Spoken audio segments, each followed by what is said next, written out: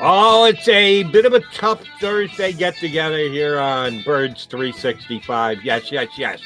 We know we're here to talk about the Philadelphia Eagles, and surely we will over the next 2 hours. But we're also Philadelphia sports guys, and I'm positive that myself and John McMullen, and probably a lot of you out there watching Birds 365, were in front of your TVs last night and watched one of the great collapses in the history of Philadelphia sports, with the 76ers just peeing away a win against the Atlanta Hawks. I still can't believe what my eyes just saw, but it did happen. And yeah, we probably won't talk about it, but if we seem a little down in the dumps, it's not because the Eagles are coming off a 4-11-1 season and haven't made all that many upgrades to the team this year. It's probably more because of what the Sixers did last night. But fear not, we will get the full 2 hours in. Your Mac and Mac guys, John McMullen and Jody McDonald, here with you. Did you go to bed immediately after last night's Sixers game, McMullen? About a half hour after, but that's because I was tired. Look, Jody, I'm at the point in my life where I'm, that you saw Bronx Tale, right? That's Sure. I always go back to a Bronx Tale. And when Chaz Palminteri tells the kid about me, he likes Mickey Mantle and explains Mickey Mantle's not doing anything for you. Mickey Mantle's not paying you. Get over it. That's how I feel about professional sports. That's how I got over the hump. I got to get up and do Birds 365 anyway. So I'm going. I looked at the game and I said, it is what it is. I look at a standpoint from, and I tweeted this after the game. You know what? Daryl Morey now has proof, and they might be 48 minutes away from, tearing this down and doing it over and building a basketball team, not having two stars, two this, two that. Ben Simmons isn't made for the playoffs. Joel Embiid has bad conditioning. We've been talking about all this for 3-4 years. It's not changing. It's not changing. So you got to change it up. And I think this gives him the evidence he needs to do it. And by the way, hopefully they come back. Atlanta, they're a better team than Atlanta. But I've said this on the show. They have to win games like they were winning last night. They have to get up early. They got to be up 15 with 6 minutes left. Now they got to be able to close it, because if they get into close games shot for shot, and then Trae Young's on the other side, I mean, they don't have a chance, Jody, because they have shrinking violets, and the Hawks are like, give me the ball, give me the ball, give me the ball. I'll take the shot. Nobody in the Sixers wants that. Well, no, and Embiid does, and he was unstoppable in the first half, but he's unfortunately missed his last 4 shots and his last 2 foul shots. After making 20 in a row, he clanks 2 free throws and why? In the biggest juncture of the game. And why? Because he's gassed. Probably. We don't know that, but it's a fair guess to make. And while I am a major fan of the Bronx Tale, Chaz Palminteri has called my show as a regular caller on the regular telephone lines when I've done shows in New York. Huge Yankee fan, WFAN fan, and my producer right up on the screening board that we have, Chaz Palminteri on line 6, which will be just one of the regular caller lines. He doesn't call in on a special guest line. I hope you jump, Chaz. Of course, he goes to the top of the list. I hope you're not making him wait. I hope you're not making him wait. I would not do that to Mr. Palminteri, but he's a big fan of that station in New York and of the Yankees. I think if he's called me 4 or 5 different times just as a caller, every single one of them has been about the Yankees, because he's a gigantic Yankee fan. That's why he was great in the Bronx Tale. Despite knowing exactly what he said, as you just explained it last night. He's not like that. Yeah, I know. I know what you're going to say. He's not like that. I'm not like that. I'm saying the character. After last night's game, it took me a minute or two to just sit there and encapsulate what had happened. And I said, I got to get the dog out, because you got to get back to your life after you just sit in front of TV and do nothing else but try and understand what the hell's going on for 2.5 hours. I used to be like that. I say all the time, the Julius Erving Sixers were my favorite team as a kid. that is the organization that I most identified with.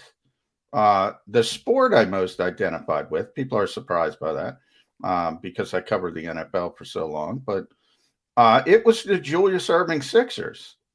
And over the years, I mean, like I just said, you got to get up and you got to go to work tomorrow. And also, I'll be honest with you, I'm not a fan of Josh Harris, not a fan of the way he handled this team. And I got to cover the Sixers. And let me explain this to people.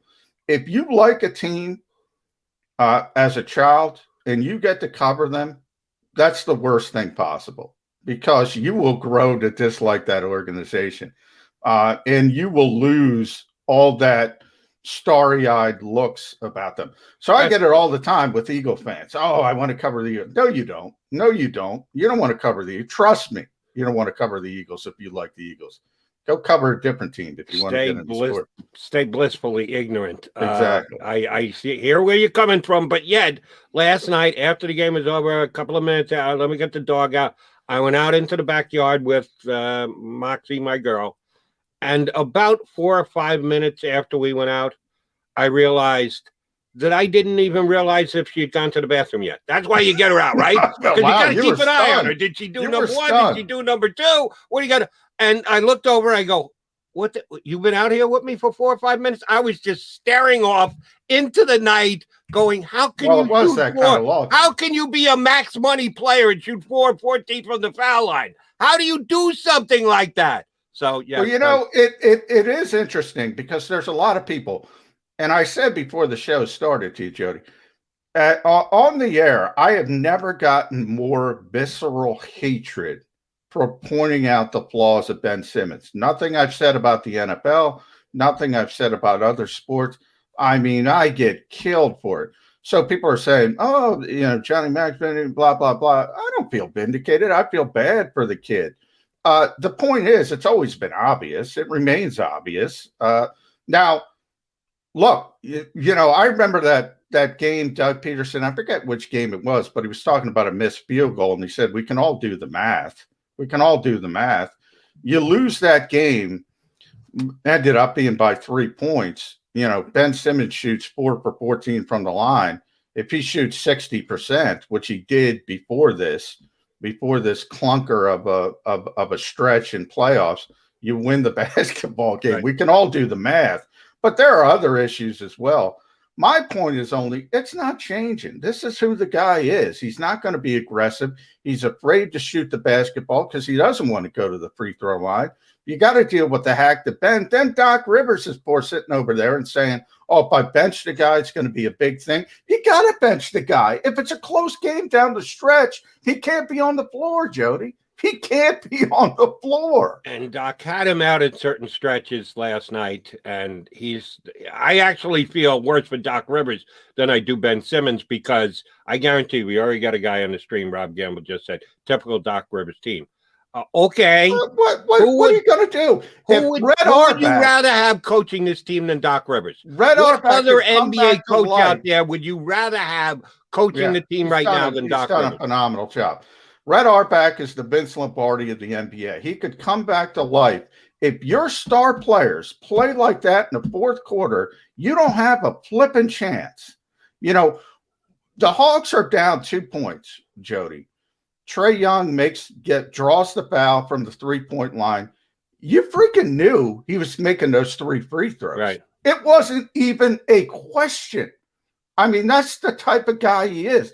That's the type of player he is. You saw him in Madison Square Garden, egging the Knicks fans on. He loves it. He loves that stage. The other guy who there's this group of enabling Sixer fans who want to enable and they talk about Doc Rivers coddling this kid.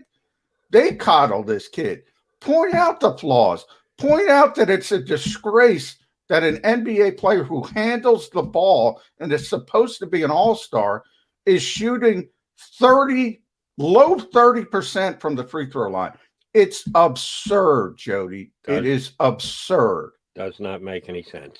He has come up small here for the 76ers this year. All right, so we got that out of our system. We whined, we moaned, we bitched. The Sixers lost. not completely given up on him, but man, is my confidence shattered to this thin a line as they go down to Atlanta for the next game. Hey, here's the good news. The Eagles can't lose a game for months. They will not lose. I guarantee you that. Not happening, because we've got a long way to go before we get to opening day. And yes, we've got a bunch of Eagle stuff to talk about today. And we got two good guests coming your way, one of which I'm looking forward to talk to. Since just one? Just one? I'm actually looking forward to telling Bo that. I'm telling Bo that. How do you know I wasn't talking about Bo? I know. I know who you were talking about. No, you know who I'm talking about, because over the last couple of years, I've struck up a relationship with the former general manager of the Washington football team when he was in charge. They were the Redskins, Vinnie Serrano, who, after his post-NFL executive days, has actually become a sports talk show host down in Baltimore. And I've gotten to know Vinny, and he's done a bunch of guest spots on my show. And I realized we hadn't asked him on Birds 365 yet, so I did yesterday. And he said, yeah, he's on the air at 10 o'clock down in Baltimore. So I figured the early hour spot on our show would work. And he said, yeah, I'll be happy to hop on with you guys. So down in Baltimore, Charm City, they talk Ravens day in and day out on his radio show, much like I do here in Philadelphia with the Eagles. I was formerly with the Redskins as well. And one of the things I want to get into with Vinny is he gets to see Lamar Jackson up close and personal every single week. Could Jalen Hurts be Lamar Jackson light here in Philadelphia? Because we continue to say we don't know about Jalen's accuracy. He might not have the biggest arm in the National Football League. I think he's got plenty enough arm strength. Tom Brady doesn't have the biggest arm either, and he's the greatest quarterback of all time. So I personally believe he's got that kind of arm strength. I think he's got better arm strength than Lamar Jackson. He might not be the runner that Lamar is, but he's a pretty damn good runner. Could we get that same kind of result here? I want to run that by Vinny when we get him on. But you also mentioned Bo Wulf from The Athletic is going to join us. Does a great job covering the Eagles on a day-in, day-out basis. And just in advance, for those of you on the stream, and we love our streamers. Oh, we're going to make them mad twice today, Jody. Twice. We will talk about the vaccine today.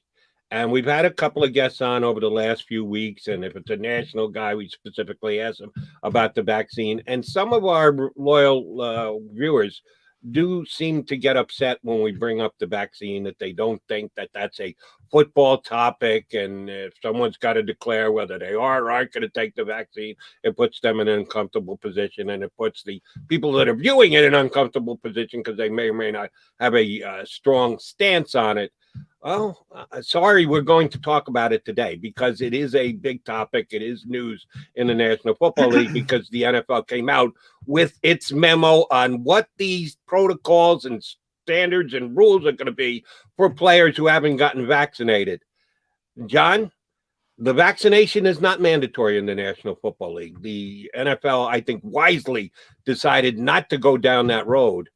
But with the penalties that you would incur if you do not get the vaccine and the liberties that you have if you do get the vaccine, it's basically the same thing as making it mandatory. Yeah. Because no matter how strong a feeling you have about it, and I would understand if somebody did. I don't share it, but it's certainly your right to have that kind of a stance. You're going to make your life a hell of a lot tougher if you decide not to get vaccinated. Yeah, I mean, and you're right. I mean, the NFL could not mandate you have to get the vaccine. They couldn't because they have a collective bargaining agreement. They have to work it out with the players' union. The players' union would have never agreed to it. And by the way, I think it's important that they got the NFLPA on board for this sort of process they're going to implement. And basically what it is if you're unvaccinated, you're under the 2020 rules. And if you're vaccinated, it's back to normal, essentially. So, daily testing, wearing a mask, social distancing, on the road, you can't leave the hotel, you can't engage with other people. You're basically in quarantine. When a lot of guys have said, I don't want to go, Kirk Cousins said it yesterday. I don't want to say it's a personal decision. Well, guess what, Kirk? Everybody's going to know Right. because you're wearing a mask around the facility. You can't be around people. You're other than on the field, which is stupid, but that's another conversation. People are going to know. Sam Darnold's another high-profile player. You know, Vinny's going to be on the show. Vinnie Serrano. Maybe Montez Sweat is the most high-profile because he flat out said he doesn't want to get it. He doesn't. He never had COVID. He's not going to get it until he does have COVID. We'll see if he changes his mind. But he took a lot of hits for that, talking about education and then eschewing the education on the matter. This is the best they could have done from the league standpoint. But I feel for certain guys, and I'm fully vaccinated, we say on the show, so are you, Jody. Look, I got to do it for my job. I feel for the people that don't want to do it for whatever reason. I don't care if you're a political wingnut, religious, whatever, especially younger people. And the vast majority of the people in the NFL are very young and very healthy. And it isn't going to affect them. And I talked to guys who had it last year. They wouldn't have even known they had it unless they had daily testing and they were told they had it. So that's sort of the mindset of where they're coming from. Now, then people will go into the moral judging part of this. You know, Matthew Stafford got shamed in Detroit last year when his wife was out, and his wife, and it's one of the reasons he wanted out of Detroit, to be honest, because of how poorly they treated him. I compare it to the Invasion of the Body Snatchers. You ever see that movie, Jody? Damn, with Donald Sutherland? McMullen movie references. Yeah, McMullen. 18 minutes of the show. At the end of that movie, Donald Sutherland turns into, you know, one of the pod people, whatever the hell it was, and he points at a normal person and screams. And that's what I looked at with this. You know, it's sort of like a scarlet letter, so to speak, and you're non-vaccinated. I feel bad for those people. I really do, if they don't want to, especially if they're young and healthy. Bottom line is, though, Jody, if you got to go to work, you got to go to work, and there's other people you got to deal with. Sometimes you got to do things that you don't want to do. Just get it done. I agree wholeheartedly. With my work these days, I don't need to I wouldn't have needed to get vaccinated. I'm of an age that it was a non-decision for me. Of course, I was going to have it done, but just purely would I have needed to get it done for it? No, I didn't, but I still got it done because I just think it allows you to get on with your life and let us get back to some level of normalcy, and we'll see how the NFL handles it this year. And the most interesting thing to me, we'll bring this up with Vinny Serrano, who's scheduled to join us coming up in just a couple of minutes. When you report to camp, if you are unvaccinated, you must stay away from your teammates for 5 days. You have to go into quarantine to start camp, the same protocols that they used last year. So you get there, you're all jacked up, you've been waiting weeks, you had your summer vacation, you're ready to play football, you show up for 5 days, well, report to your room and stay there because you need to be quarantined before you can interact with other guys on the team. Are you kidding me? Anybody who hasn't been vaccinated to that point, once they have to go through that, I'm going to go, well, can I get vaccinated now? Can we work around this? Can we get past this? And they got to get on it because of the timing. Now, I can tell you, because I was tier 2 media last year for training camp, Jody. So there were only 2 of us. It was me and Zach Berman. So we had to get tested every single day. That means off day, you got to go into the complex and get tested. That means if practice isn't until whatever, 2:30 in the afternoon, you got to be there at 8 o'clock to get tested. It is a pain in the you-know-what. And the NFL has done a good job creating these incentives to overcome the fact they can't mandate it. So hopefully everybody gets it done. And I will say this, Jody, from a statistics standpoint, the league did release 16 of the 32 teams, so exactly half, have over 50 guys vaccinated. 16 don't have over 50. They haven't given us exact numbers. Now, that sounds good. Because it's 85%. Yes, it's 90 players in the offseason. So it's not 53. So it's only 50, 52, 53, 54 of 90. If it were 50 of 53, it'd be really good. It'd be great. Yeah. They got the team still have their work cut out for them. And by the way, just one personal edification question. Hopefully the people in the stream also, there's one or two that are in the same boat that I am. I was never tested once for COVID. Oh, I got tested 150 stinking times for COVID. I didn't need to because, yes, I can do all my broadcast work from home. I go out to the store with a mask on. And so I wasn't around anybody who had it or did I worry about getting it or passing it to someone else. So I did not get tested once in the last year and a half, 2 years, however long it's been since it became our new norm. How invasive is that? No, it's not bad at all. It's just a nasal swab. People are saying generally I don't like sticking things up my nose. That's neither do I. Maybe it's just me. You get used to it really quick. Okay. It goes way up there, but it's not like they're poking you in the brain or anything. It's not uncomfortable. And it was a drive-through situation. You literally just drove through, rolled down your window, they stuck a Q-tip up your nose, and you're done. But it's annoying. It's annoying as hell to have to do that every day. And, the players who are unvaccinated have to do that every single day. Bye week, they can't leave town. They can't go on vacation every single day. I remember when we have Zach Berman on next, at some point, we're going to have his colleague, Bo Wulf on. I remember Bo went down the shore on an off day because we weren't told that we had to go in on off days and get tested. It was new to everybody. And he had to drive all the way back up just to get tested and drive all the way back down the shore, unfortunately.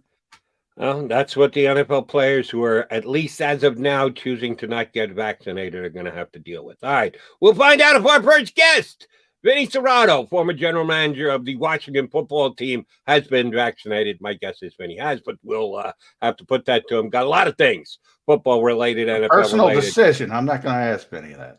Okay, I will. I don't care. They can get all ticked off at this stream. And Vinny's my guy, so he's my buddy. If I tick him off, that'll be okay. He'll forgive me down the road. Forgive us for talking as much Sixers as we did in the first segment, Eagle fans. That much more football conversation coming up next right here on Birds 365. I get scared sometimes. Of a lot of things. Joining in. Decisions. The dark. The dark. But I once heard someone say, but as I always say, it's okay to be afraid. As long as you face the fear. And keep moving forward. Wherever you are in life, count on the name trusted in insurance for over 80 years. Independence Blue Cross. The savoring taste of a good bag of beef jerky is so enjoyable at any time of the day, as long as you can find it. Here's what we suggest. Pure Bull Beef Jerky is our answer, and soon it will be yours. Locally produced in the Philadelphia region, this high-quality, healthy protein snack is easy to secure. Go to steersnacks.com, and you'll see hot garlic, tropical heat, Pure Bull dry rub, and our favorite, Huck and Fod. What's that? Huck and Fod. Go now to... And we're doing everything we can to make it a safe one. The Wildwoods. Your vacation, your way.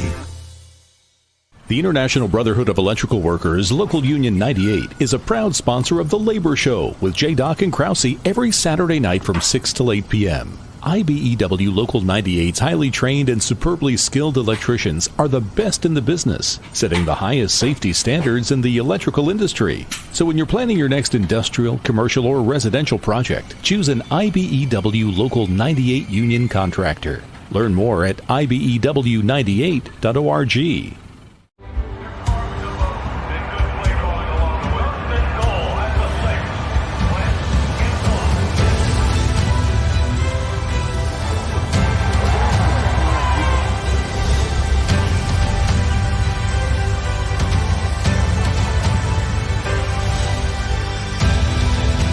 Field of life, First Trust Bank is there for you. Champions on three. 1, 2, 3. Because Philadelphia dreams deserve a Philadelphia bank. This is a key. It's a family tree.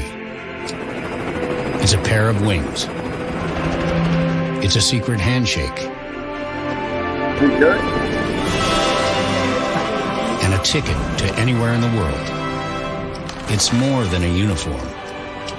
It's the door to a world most people only dream of. There's Strong, and then there's Army Strong.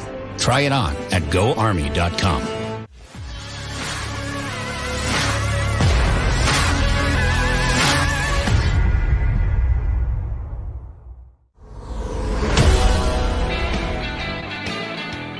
Appreciate you tuning in to Birds 365 here up on the JAKIB Sports YouTube channel. We are McMullen and McDonald, the Mac and Mac guys, and we've got a first-line guest ready to join us today. Oh, I see that smiling face. He's figuring out where the middle of the camera is. Former general manager of the Washington football team. He used to call them Redskins. I used to call them Redskins. Everybody used to call them the Redskins. They were the Redskins when he was running the show. He's running the show now down on 105.7 The Fan in Baltimore, the midday host on that radio station. Vinnie Serrano jumps aboard with us here on Birds 365. How are you, Vinny? I'm good. How you guys doing? Doing well, Vinny. Thrilled to have you. Love when we get people obviously in positions of power, executives. We've had Randy Mueller recently. Who else? We had Mike Tannenbaum. It's good to have Vinnie Serrano on the program. Vinny, I got to start here. And you probably not. What's it like working for Daniel Snyder? We hear all the stories. What is it like working for Daniel Snyder? There's good and there's bad. It's interesting working for Dan just because, you know, after being with Eddie DeBartolo for 9 years, who was never in the office, you know, he lived in Youngstown at the time. And he would just come out, you know, for games basically in the draft, where Dan's in the office every day and you're talking to him a lot of times a day. Here's probably like when I first got hired, I'm at training camp with Norv Turner. You know, we were up in Pennsylvania, and he would call me at 2 a.m. Like, you know, I'd be at camp all day, meetings at night, and then he'd call me, what's going on? You know, and he just want to talk till like 4 or 5 o'clock in the morning. And then, you know, he just always wanted to talk. All, you know, and he would call me at my house and he'd say, where are you? I said, Dan, where'd you just call? Didn't call yourself, called your landline at your house. That is funny. Yeah. And it's when the boss, you see it's the boss, you got to kind of pick it up. You can't go, let that go to voicemail. No, you got well, here's the thing is, Jody, if you didn't answer, he would keep calling and calling and calling and calling, you know, until you picked up. Like he'd call me like 1 o'clock in the morning and my wife be sleeping. She says, what's he want now? You know? Oh, that is funny. Vinnie Serrano here with us on Birds 365. All right. Hey, Vin, I thought about this the other day, and that's one of the reasons why I said, great guy to get on and be able to talk about this would be Vinnie Serrano. You know, the Eagles are turning their quarterback duties over to Jalen Hurts. They refuse to announce it officially because it's all about competition in new coach Nick Sirianni's camp. We all believe that Jalen Hurts is going to be their starting quarterback. We got a chance to see him start 4 games for the Eagles last year. He did remind me a little bit of the quarterback that you have down there in Baltimore that you talk about on a day-in, day-out basis, Lamar Jackson. Absolutely a threat to run the football at any time, has some throwing capabilities, has some accuracy issues. Those two quarterbacks seem similar to me. I don't think anybody runs the ball like Lamar, and I don't think Jalen Hurts will either, but he can turn it upfield and make plays with his legs. You know Lamar Jackson as well as anybody, day in and day out. Your job used to be evaluate quarterbacks in the National Football League. Now you do it on the air. Do you see a similarity between those two guys the same way I do? A little bit, Jody. And I was just at minicamp the last 2 days at the Ravens. So I just saw Lamar the last couple of days, and I've been out at OTAs, you know, for the last month also. So I've seen Lamar. The biggest thing, Jody, is Lamar's first year, kind of like Jalen, came in the middle of the season and completed like 58%.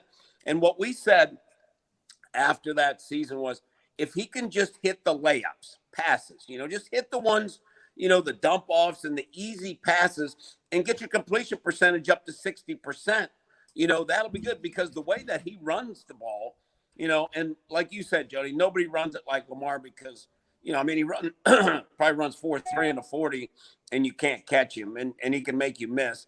So the thing that Lamar did was fundamentally he got his feet right. And I think the biggest thing, Jody, was he only got sacked 23 times. And his protection was good, which allowed him to step into his throws and use proper technique, and he completed like 68%. He was the MVP of the league. So I think the key thing with Jalen Hurts is it's got to be about the O-line. You can't, and this past year, Lamar got sacked 40 sometimes, and he couldn't step and throw, and his completion percentage went down, and everybody said he took a step back. And it's because the offensive line. Everybody wants to say receiver. Receiver is part of it, but the O-line is the biggest part of it, because you can't step, And here's the thing with these guys, Jody, is you got to let him do what he does well. Don't ask him just to drop back and be Carson Wentz from the pocket. That's not who they are. Good coaches let players do what they do well. So let him do what he does well. Find out what he does well. Find out where he's comfortable. Find out, the things that he's comfortable throwing, and let him do that. He'll be more successful. And that's what they did with Lamar, and that's why Lamar became the MVP of the league. Yeah, Vinny, Jalen was at 52%, so obviously that's not good enough. Very small sample size, but when you're talking about completion percentage where probably 65 is average, right. You do need to get that way up. It was interesting, though. The old Eagles coaching staff, so Doug Peterson, tried to bring in James Urban from Baltimore to be his offensive coordinator. They ultimately brought back Marty Morningwig as a consultant. They wanted to sort of bring that Baltimore running game into Philadelphia, the way they use Lamar from the quarterback position. What do they do that's so unique, or is it more about the player? I think it's kind of a combination. You just look at Greg Roman's history. Greg Roman, for the 8 years that he's been coordinator, because we talk about this all the time.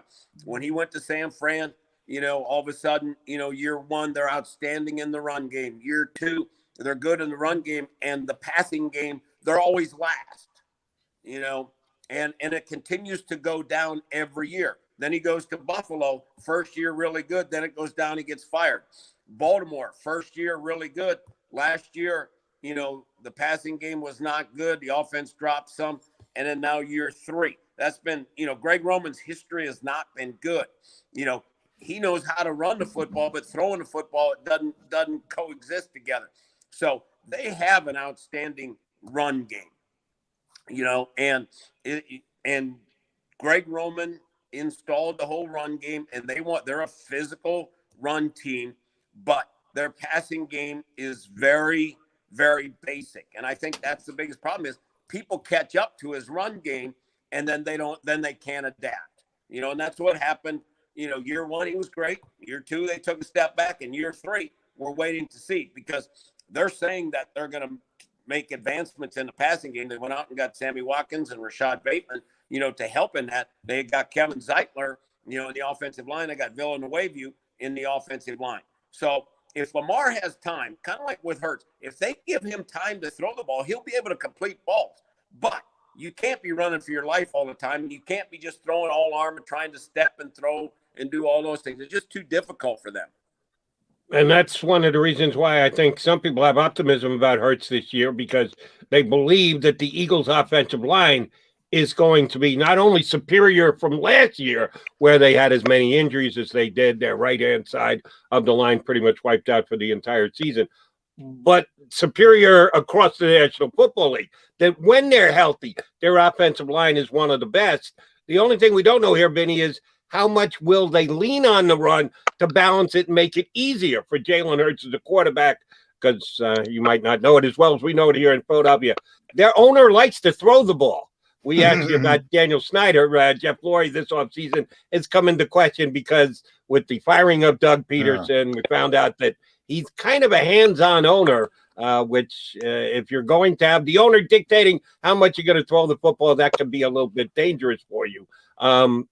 The owner in Baltimore, he lets their football guys do what their football guys do.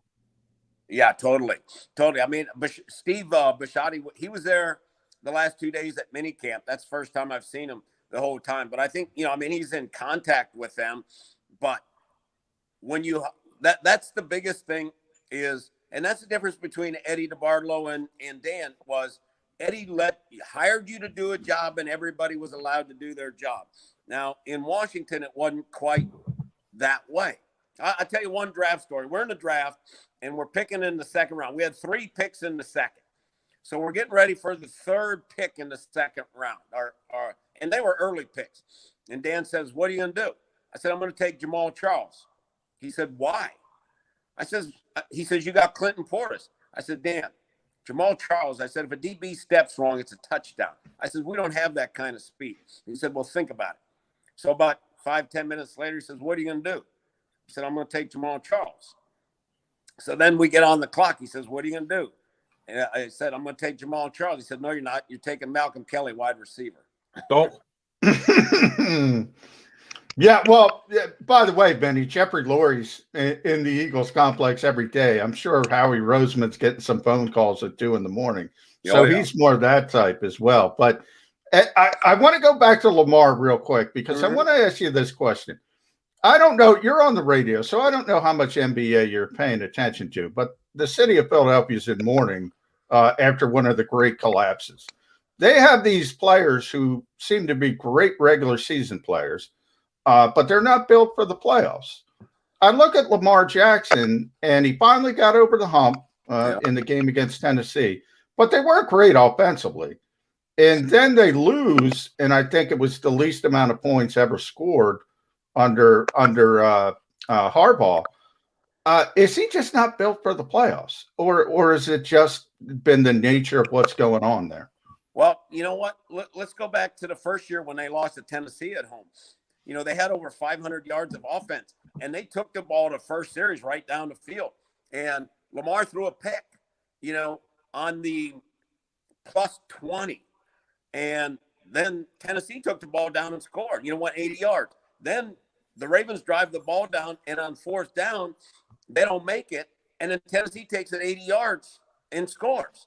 So to me it was, and Lamar ran up and down the field that day.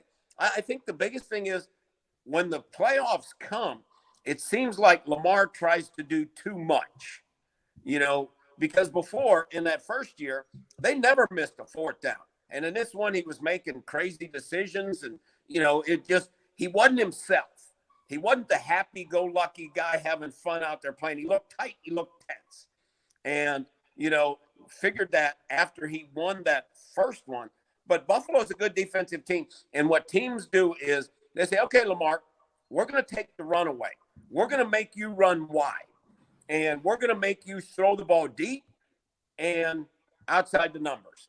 If you can beat us that way, have at it. And those are the things that he has to improve upon. And the Ravens know that. I mean, at minicamp, they work on those things all the time, and people know how to kind of defend him right now. And that's what he's got to get better at. And they've been throwing a bunch of deep balls, and they got to get better at that. Vinny, you say you've been at the OTAs and the mini camps this week, and so you're around other members of the media. You don't have the access to the players that you would if it were a regular, normal year. Hopefully that's going to be the case next year, where you can actually maybe grab a interview or a minute of conversation with the players. But I'm sure in the media circles that you're in, people are talking about the COVID restrictions that are going to be in place this year. They've certainly changed from what last year was because we have a vaccine. And that's what all of this year's rules and regulations are tied to. Who has been vaccinated, who hasn't been vaccinated. Right now, players aren't stating whether they are or aren't vaccinated. We're going to find out soon enough by just being able to see who's got a mask on, who doesn't have a mask on. Yep. How big a deal is this going to be for teams within the next couple of weeks, once camp's open, and then when the season starts as well? Will it be a continued conversation throughout the league? Oh, I think if guys don't, because the league is making it extremely easy 4 teams if you're vaccinated. I mean, just look at the coaches. You know, like all the Ravens coaches are vaccinated because it's easy to tell. They didn't have a mask on, and Harb's, you know, made an announcement. All the coaches are vaccinated. Because if you're a coach and you're not vaccinated, you can't even go on the field and come to fall or be in meeting rooms. So, I mean, it's your profession, you know, to get vaccinated. I'm vaccinated. My wife's vaccinated. You know, Charlie has to get vaccinated because he's got to travel all over. My other son's vaccinated, and my 12-year-old daughter, we got her first shot. So, you know, and my wife's a surgeon. So, you know, our whole household is going to be vaccinated. And it's going to be, Jody, where you have to be vaccinated, you know, to be any sport, to travel, to do anything. You're going to have to be vaccinated. And I don't, you know, I mean, it's everybody's choice if they want to get vaccinated or not. But professional teams are making it a lot easier for guys that are vaccinated than not. They're kind of like pushing you in that direction. And to be totally honest, I don't know if you guys are vaccinated. The first time I got the shot, you know, my arm was sore for a couple of days. The second one, I had nothing. Jody, you'd like this. My wife calls me because, you know, she was at her hospital and she says, can you be here in 40 minutes? It was on Friday at 4:20. She said, can you be here? Because otherwise they got to throw this vaccine away. I said, I'll be there. I'm driving 90 to get downtown. so it's 5 o'clock. So I go in there and it's 5 o'clock. I said, before you give me that shot, you know, it's 5 o'clock on Friday. Can I drink wine tonight if you give me a shot? Said, absolutely. I said, okay, give me the shot. You know, and then the second one I was on the treadmill an hour later. I was, you know, it was fine, you know? Yeah. Same with me, Vinny. I mean, and I'm not a shot guy. I don't like getting shots. It was I don't look at the needle when they do it either. Yeah. But I do want to, so I want to take you back. You're vice president of football ops for the Washington football team. Montez Sweat is a great player. He says he's not getting it. He doesn't want to get it. He doesn't believe in it. How do you handle that situation? Well, the thing that you just got to explain to him is, and I think Ron's had some experts come in and talk to the team and stuff, but, you know, I think the easiest thing is, all right, if you're not vaccinated, here's the rules that you have to go by. And if you're vaccinated, here's the rules that you got to go by, you know, and it might be peer pressure from his teammates, you know, because, you know, if he's not being able to go into meetings and do those kind of things, his teammates may say, hey, man, come on, you know, we're all in this together. You know, we'll go with you to get the shot. We'll do, you know, those kind of things. Shots are on us at the bar after you get your shot in your arm. Could be something along those lines. All right, Vin, I want to ask you on some on-field football questions. First about the division that you used to be part of, the NFC East, and then we'll get to your squad, Baltimore, over there in the AFC. I used to call it the NFC least all last year. And yes, the Washington football team kind of backed into a divisional championship below 500, but they won. And coming into this year, I think all of them had okay off seasons. Probably the Eagles, the least of the group, just because of the whole Carson Wentz thing, that they didn't have cap flexibility. How improved, if you think at all, is the NFC East going to be this season? Well, I think Dallas would be better because the quarterback's healthy, you know, and the Eagles would be better if Hurst is better, bottom line. I mean, because it's all about the quarterback, you know, and the same thing with the Washington football team. If they get good quarterback play, they have a good defense. If they don't get good quarterback play, they got to win 10-9 games, you know, which doesn't happen much in the NFL these days. So I think it's, you know, and the same with the Giants. You know, what is Jones? To me, this division's all about, you know, the quarterbacks. That's what it's going to be about. And that's what most divisions are about. You know, I mean, you look at AFC North, you know, what does Big Ben have left? You know, what can Burrows add to them? You know, can Baker Mayfield continue to do what he did last year? And can Lamar get better from where he was last year? The Eagles also have a new head coach, obviously, Vinny. And Dick Sirianni's got some interesting reactions because of his exuberance, to be honest. He's a really energetic guy. He's not the best in a press conference yet. He's still feeling his way. When you talked about head coaches, when you went through that process over your career in the NFL, what's the first couple things you look for in a head coach? And generally, I always hear that cliche: if you're hiring a scheme, you're doing it wrong. So, what do you look for in a head coach? To me, the biggest thing is, does he have presence? When he's in front of people and stuff, does he have presence? When he walks into a room, like when Joe Gibbs walked into a room, people know, he just commanded respect. Does the guy command the room?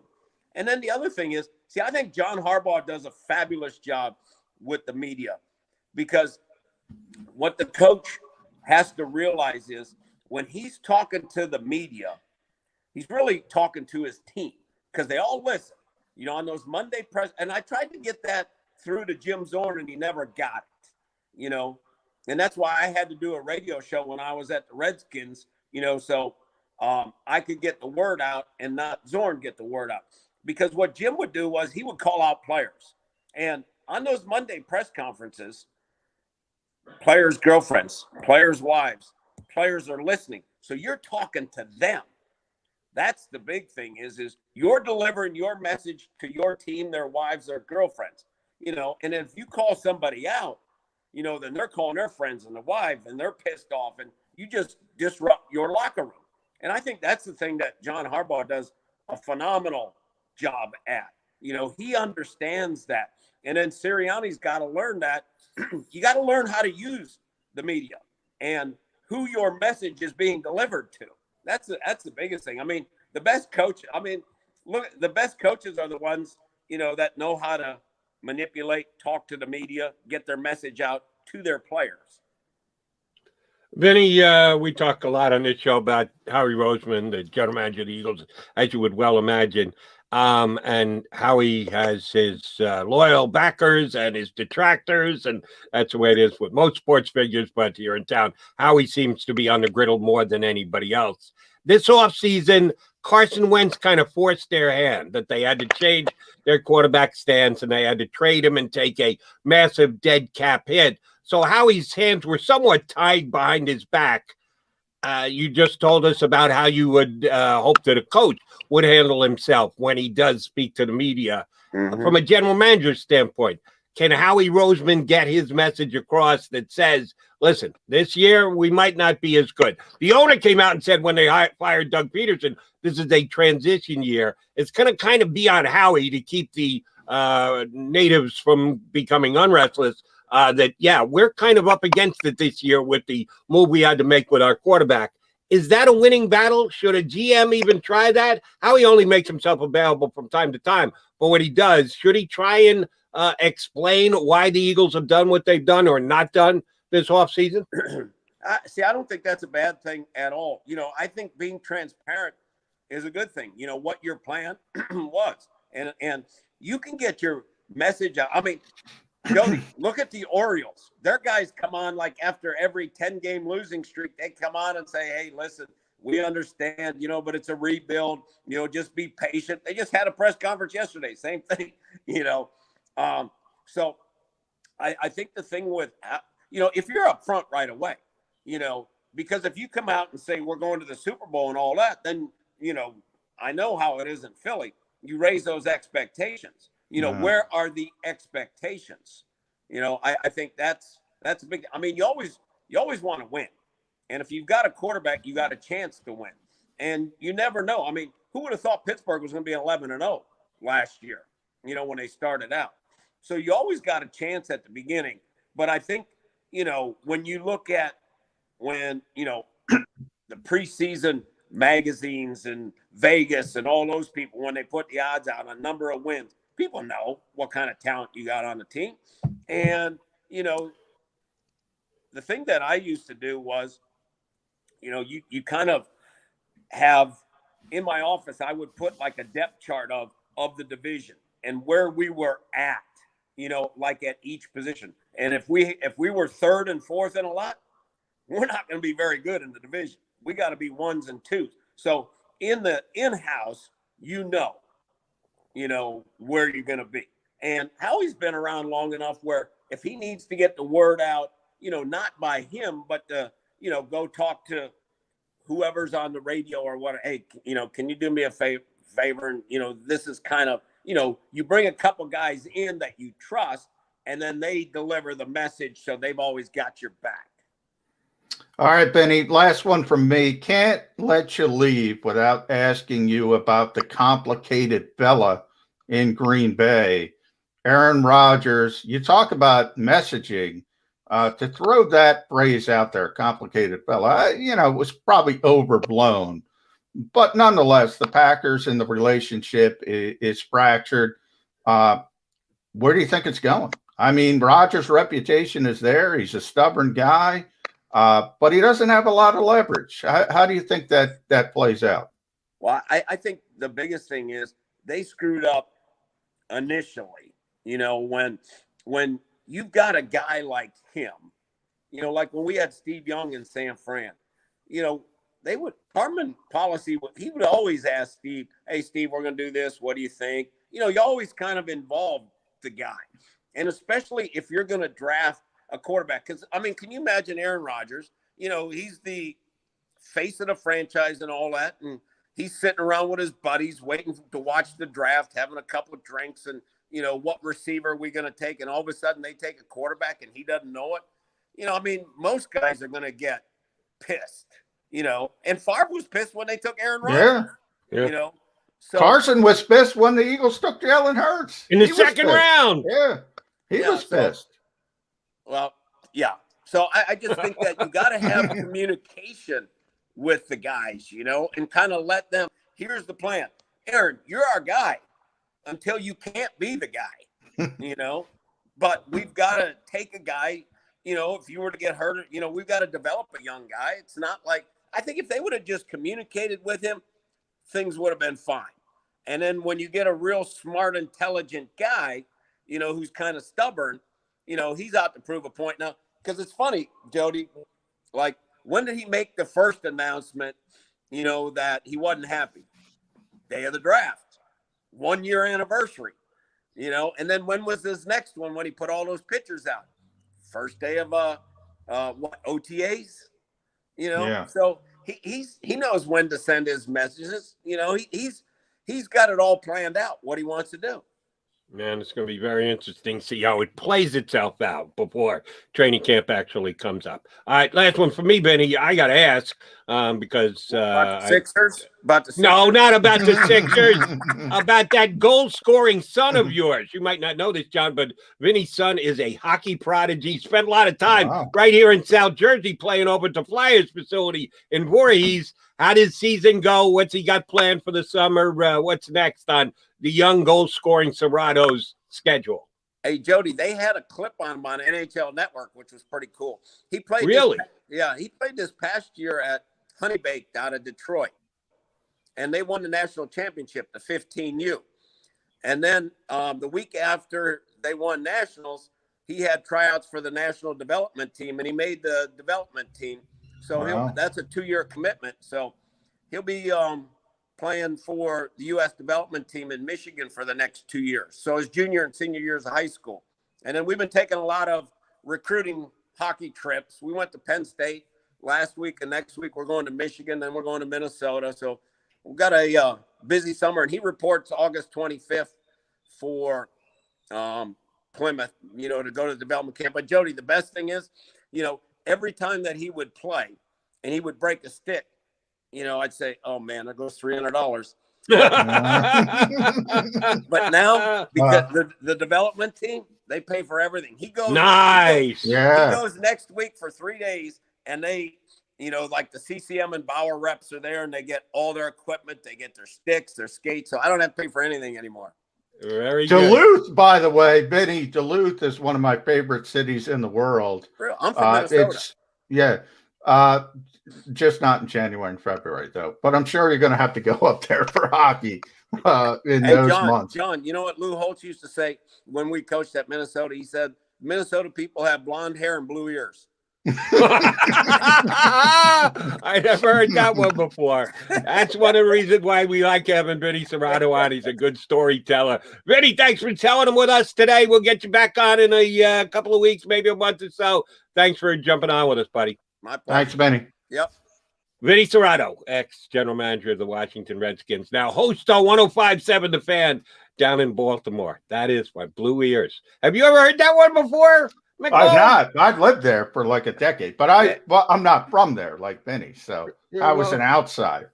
But Duluth is just like the coolest set up city. It's right on Lake Superior, way up north. But man, you can't be there in the winter. I can't deal with that. Great 4 weeks between the end of July and the end of August. That 4 weeks, it is phenomenal, Jody. Phenomenal. That's funny. Thanks to Vinnie Serrano for hopping on with us. All right, we'll take a timeout, come back, get back to talking to the birds. Unfortunately, for those of you who don't like it, I'm sorry, but COVID protocols for the upcoming season is a big topic of conversation. We still got more than an hour to go here on this Thursday edition of Birds 365. I get scared sometimes. Of a lot of things. Joining in. Decisions. The dark. The dark. But I once heard someone say, But as I always say, it's okay to be afraid. As long as you face the fear. And keep moving forward.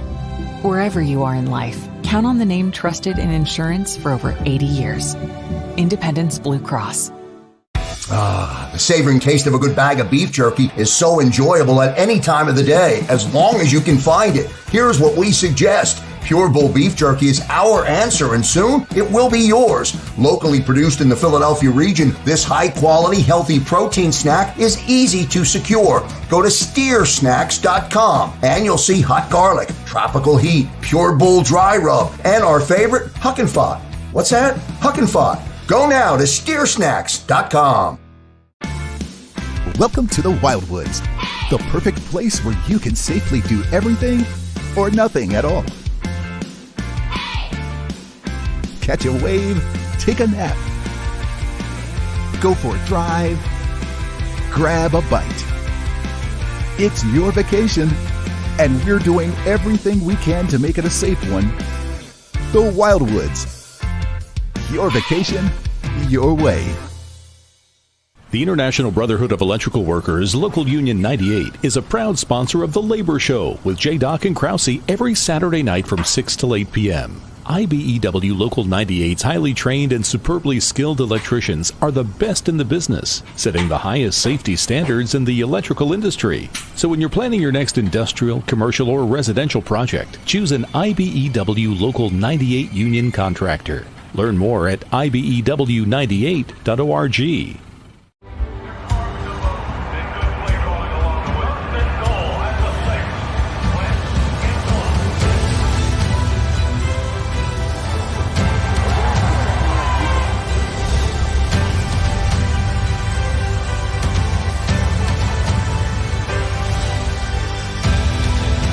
Field of life, First Trust Bank is there for you. Champions on three. 1, 2, 3. Because Philadelphia dreams deserve a Philadelphia bank. This is a key. It's a family tree. It's a pair of wings. It's a secret handshake. And a ticket to anywhere in the world. It's more than a uniform. It's the door to a world most people only dream of. There's strong, and then there's Army Strong. Try it on at GoArmy.com.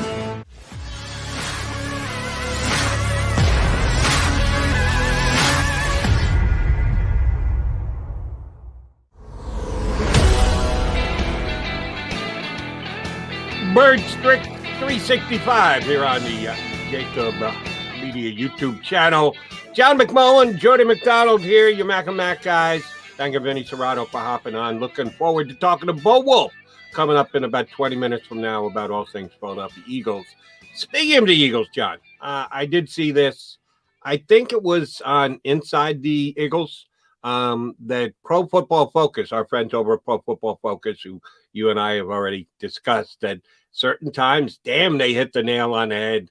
Certain times they put things out and or analyze things a certain way where I go, yeah, and what is this supposed to? Are you kidding me? That I just don't understand the things that they do. So they're really, it's a different way of looking at analyzing football. Apparently, they just came out with a list of the top 25 NFL players under the age of 25. And the Philadelphia Eagles had 0 players. None. Nunca. All their good players are old. That's part of the problem. Yeah, and I think that's the point they're trying to make. And when I first read it and saw that, I said, damn, that's not good. Wow, yeah. I did not realize that. Shame on the Eagles for not having one player in the top 25 under the age of 25. And the more I thought about it, I said, yeah, but what really does it mean? First of all, it's only 25 guys. There are 32 teams in the National Football League, and the talent is supposedly evenly spread because of the draft. They draft in order from the year before, and you go forward. And, okay. Every team, if you just do the numbers, give the analytical crunching that it deserves, every team is supposed to have less than one player because there's 25 slots and there's 32 teams. So you should have 0.9 players per team. All right, so the Eagles came in at less than 1, as in 0. That's no big deal. But it does point to the last couple of drafts, which is on Howie Roseman did not get the job done. There are only so many players that fit into this because you don't come into the league till you're 21. NBA, they come in at 18 and 19. It's a big deal in the NBA if you're on the 25 players under 25 list because that's a pretty large group. There just aren't that many guys here in the National Football League. How much should we be getting on Howie Roseman for these last couple of drafts that not one of those players that he selected happened to find their way onto this list? Well, I'm getting all choked up, Jody. Are you? Not much. I mean, well, no. 2 things. You should very much criticize him for recent drafts. I mean, I don't think they have been great, but yeah, for this particular list, as you point out, excuse me, it's not that big of a deal. And by the way, it can change rather dramatically, rather quickly. If you think about guys like Miles Sanders and Dallas Goddard, I have to check if he's under. He might not even be on. Yeah, exactly. He's already eliminated. So what does it matter? Well, what does it matter? Like I said earlier this week, Nick Cerrato, what does it matter? 39, he turned 40. What does it matter? Does it come with great wisdom, as I joked? Not really. Somebody's been telling me that all week. Yeah, it was Jody, it was a stick. I got news for you. Okay. It doesn't come with a card that gives you automatic wisdom. As the point is, what's the difference if Dallas Goddard at 26 turns into a very good young player, which, by the way, he already is a very good young player. So my point is those things, I mean, look, it's a demarcation line. That's what people do. People love lists, I can tell you. As a journalist for a long time, I hate lists. It's the laziest thing in the world, and every editor wants one because people read them. They're meaningless. They're less than meaningless. So my ultimate assessment would be who cares? I think the bigger assessment, yes, Howie Roseman hasn't been great in the past number of drafts, and that's got to change. Jalen Reagor's got to develop. We talk about this all the time. If you give J.J. Arcega-Whiteside one more mulligan, Jalen Hurts has got to develop. All these young players, Devontae Smith has got to develop. They have to develop young players better. That's fair. That's fair to say. I don't care about some stupid list, though. All right, but right, all you got to do is look inside the list and realize why the Eagles don't have someone in the top 25.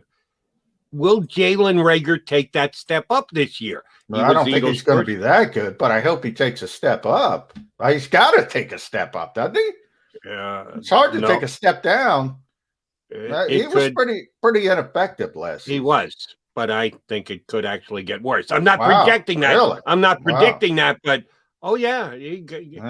did J. Jaw get worse from his first year to his second year? That's a fair point. Maybe. It can happen. I'm sure that if Birds 365 were in play, we would have said, well, he can't be as bad as he was after his rookie year. He was. I would have said that. Now, we got to talk to Aaron Moorhead last week. Now, JJ was playing through injuries last year. I always talk about Pro Football Focus, the lack of context. That's a contextual thing. Was he healthy, or is the wide receiver coach trying to protect him?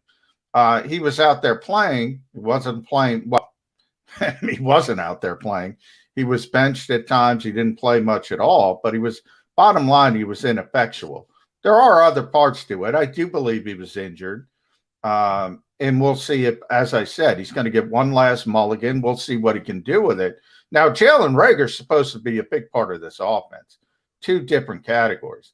I mean, one guy they're counting on and another guy they're just crossing their fingers. But the larger theme of this, Jody, is they got to do a better job developing younger players. They just have to. They've been that's the one criticism I think you could level at Doug Peterson and his coaching staff that is more than fair is their lack of development of young players. Correct. Was the wide receivers coach here last year? Yes. Okay. So at least he was here and can attribute whatever injuries there were or weren't for some of his players, if he's telling the truth, because none of us really know for sure. He could be overstating things. He could be gilding the lily, or he could be just stating facts. We don't know which one it was. I don't know whether J. Jaw was playing with injuries or not, but all I know is he didn't come close to producing. And yes, I would, if I were a wagering man, do I think he comes out of his shell and shocks Eagle Nation by having a breakout type season? No, I just don't believe that's going to happen. What would you say the percentage chances are he's not an Eagle at the start of this year? I would say 50-50. I would say, look, if he doesn't play well in training camp, they could cut him. Now, a lot of it has to do with Quez Watkins and John Hightower as well. I mean, I don't have a ton of confidence in those guys either. So at some point, but when you start to look at, fourth or fifth receivers on the roster, generally they have to do something on special teams as well. And that's not JJ's, he's not going to do that. So if he's the fifth receiver, you start talking to yourself, why is it worth having him around, as opposed to maybe somebody who could be a gunner or a returner or can help you a little bit on special teams. So, yeah, he's up against it. No question about it. And by the way, if he were a sixth or a seventh round pick, he'd be gone. He'd be out of here. Agreed there. Which of the wide receiver Devonta Smith, Jalen Reagor, which of the reserve wide receivers or from 3 down wide receivers are actually a factor on special teams in your eyes? Well, none of them to this point. I mean, nobody's proven. But if you look at their skill sets, because Quez Watkins and John Hightower can run, I mean, if Michael Clay, the new special teams coordinator, can develop them into, as I said, gunners or people that can cover punts or something of that nature. Now, last year, the Eagles had Rudy Ford, who's now in Jacksonville, who was really good. I mean, he was one of the best gunners in football. Problem with him is he was always hurt last year, had a couple hamstrings, kept nagging around in and out of the lineup. And also Craig James, people don't realize, really good special teams player. I mean, really good. But he had some injury issues. So they had good guys, so they didn't try these players. But their skill sets are at least compatible with what you look for good special teams players, but they got to prove it. And that is, I would believe, at least in part. Well, let me ask you a question rather than just throw it out there. I was always led to the belief that special teams is about desire. Back to the Sixers again. My coaches always told me I was more of a basketball player than a football player growing up. Rebounding is desire.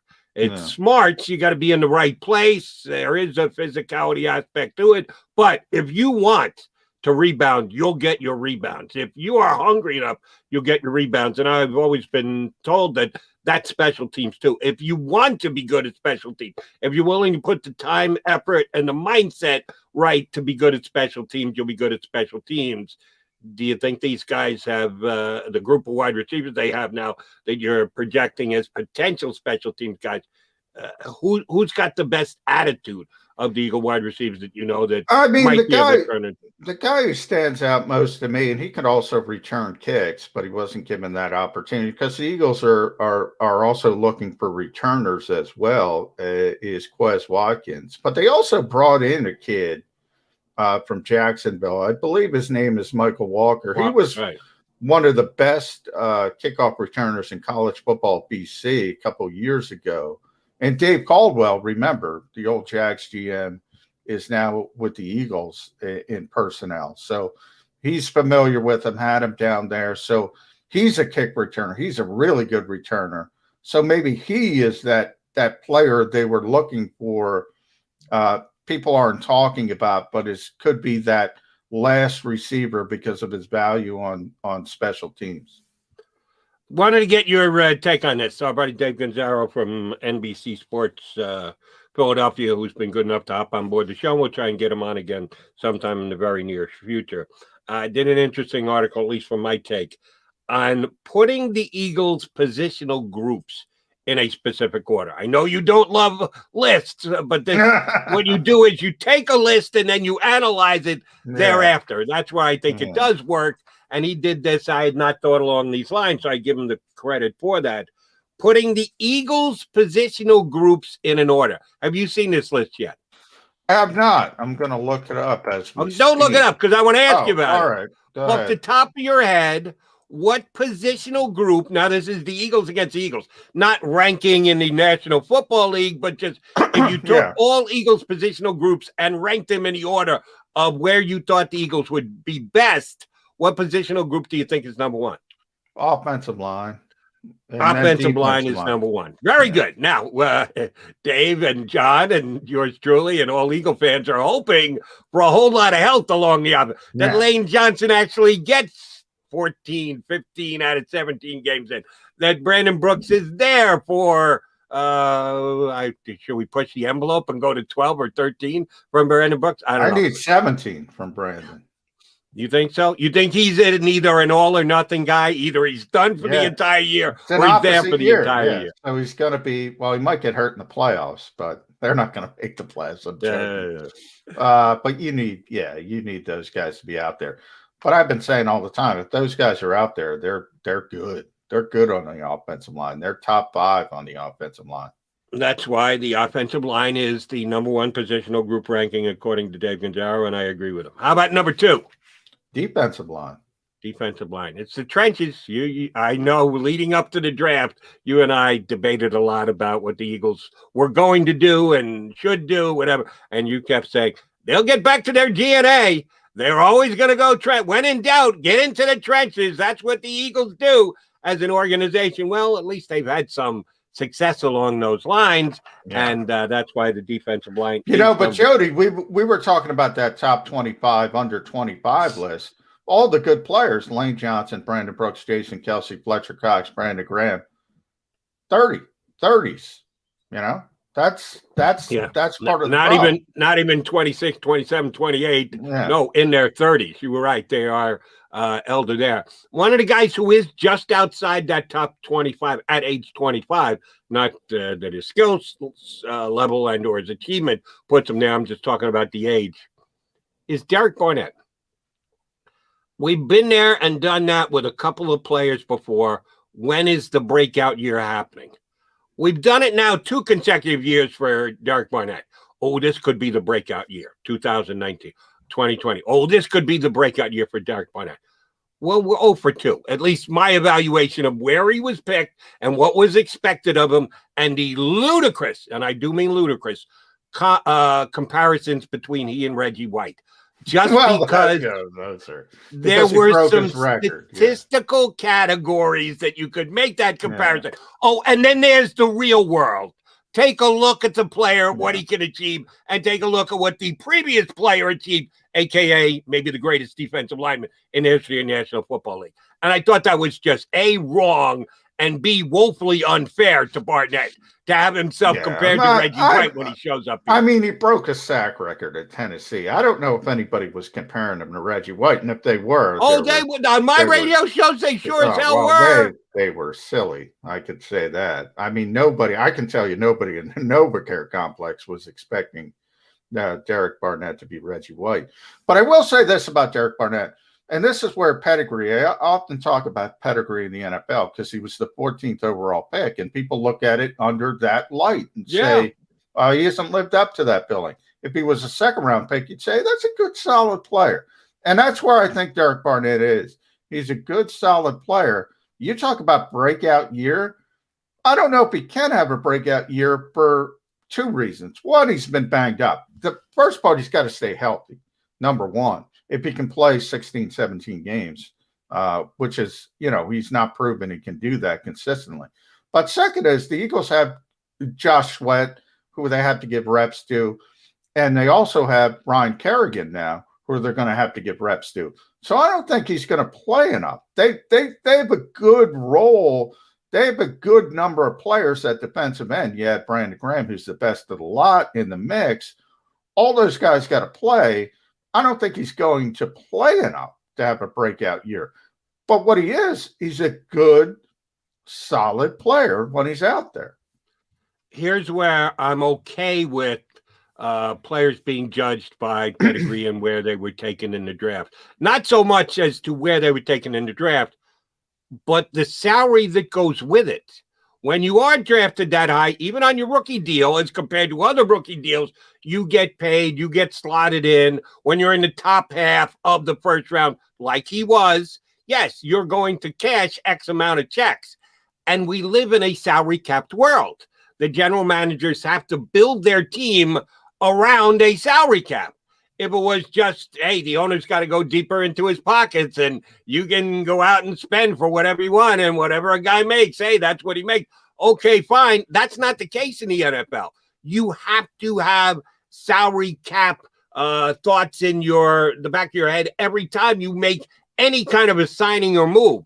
That's why it is fair to judge Derek Barnett to this point. And yes, I know he's been injured, but that's part of it too. Your biggest ability is availability. He's got to stay healthy and he's got to produce because, he's a first-round draft pick who's making pretty good money at this stage of his career. I have no problem with people judging him if they want to judge him. I guess my point is like Nick Sirianni. What I'm trying to say is Nick Sirianni and Jonathan Gannon don't care. And certainly they weren't even here when he was a first-round pick. I'm saying they're going to see him as a good player, a good rotational player. And they don't give a you-know-what where he was picked. They'll just look at him under that philosophy, under that umbrella. You're right. I mean, one of the reasons why, he's playing under the final year of his rookie deal, so he gets the big spike in salary. Yeah, he's probably overpaid. And that's one of the reasons why he might not get a second contract here in Philadelphia. I'm a little bit surprised they didn't work out an extension. They're probably concerned about the health. But again, that's a Howie Roseman question. That's not a Jonathan Gannon question. Jonathan Gannon is just going to look at him as like, oh, I got 4 good defensive ends I got to mix in. And Brandon, clearly the best. I mean, he's the guy. And then everybody else kind of rotates in that particular position. And that is, I guarantee you, Jody, when Jonathan Gannon looks at his back seven and goes, "Oof, I'm glad about my defense." He's not worried. He's not losing sleep about his defensive ends. That we will agree. Well, and the defensive line, which includes, of course, Fletcher Cox and the tackles, where they have strength as well. But here's the thing you can't forget, and I know they are not forgetting it down at the Novik complex, and Eagle fans can't forget it either, that defensive end position. Brandon Graham going to be here next year? No, I was talking about that during the draft when I was talking about Kwity Paye. It doesn't look like a need now. Well, Brandon's going to be 34. Right. Derek Barnett's on a contract year. Josh Sweat's on a contract year. Right. Ryan Kerrigan's here for 1 year. Right. Yeah. Who's going to be the Eagles' defensive ends next year? It's nice that we have a pretty good positional group and some depth, and I love the Kerrigan signing for the money that they did it for. All four of those guys could be gone next year. It could be a total reconstruction of the defensive end position during this offseason. I imagine they'll try to bring Josh Sweat back, maybe even really quickly, and try to get him extended. Look, he's got knee issues that date back. He was a high-profile recruit going to Florida State, one of the top recruits in the country, then had that really significant knee injury, and that kind of tiered him in a negative direction. He's never going to be a guy that can play 100% of the snaps, but he's really, really effective in the snaps that he does play. I don't think he'll cost a ton of money. So I do think the Eagles will bring him back, get it done. But yeah, everybody else, man, I don't expect Ryan Kerrigan to be back.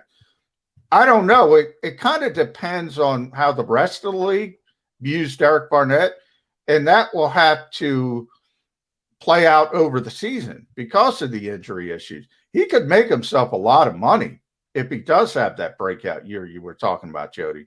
Yeah. And Brandon, man, 34, when's it coming? We don't know. If Brandon plays like Brandon, you're fine because they gave him the extra year and you have him under contract. But anytime you get to be that age in this league, you never know when it's leaving you. And I'm going to get on record and predict this now ahead of time, which will not make me popular with either Brandon Graham and or probably most Eagle Nation. I would not be surprised if next offseason we're having this conversation 10 months from now, 9 months from now, the Eagles could hardline Brandon Graham and say, listen, we need to redo the contract. And when we mean redo, we mean, yeah, you're going to get some guaranteed upfront money, which will be nice, but your number overall is coming down. We need to hey, look at what they're doing to Zach Ertz, man. It doesn't matter who you are. Exactly. It is hardball, and Howie Roseman always brings up Moneyball and Billy Bean in the movie. Sometimes you got to be the bad cop. That's what he says. And Howie's not afraid to be the bad cop, and it may come to that this next offseason with Brandon Graham. All right, quickie timeout coming here. We are expected to talk to Bo Wulf from The Athletic. He's going to join us next here on Birds 365. I get scared sometimes.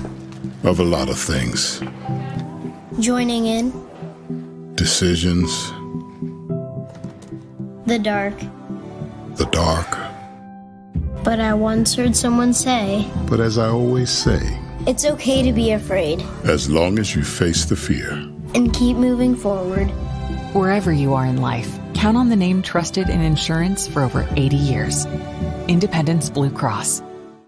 The savoring taste of a good bag of beef jerky is so enjoyable at any time of the day, as long as you can find it. Here's what we suggest. Pure Bull beef jerky is our answer, and soon it will be yours. Locally produced in the Philadelphia region, this high-quality, healthy protein snack is easy to secure. Go to steersnacks.com, and you'll see hot garlic, tropical heat, Pure Bull dry rub, and our favorite, Huck and Fod. What's that? Huck and Fod. Go now to steersnacks.com. Welcome to the Wildwoods, the perfect place where you can safely do everything or nothing at all.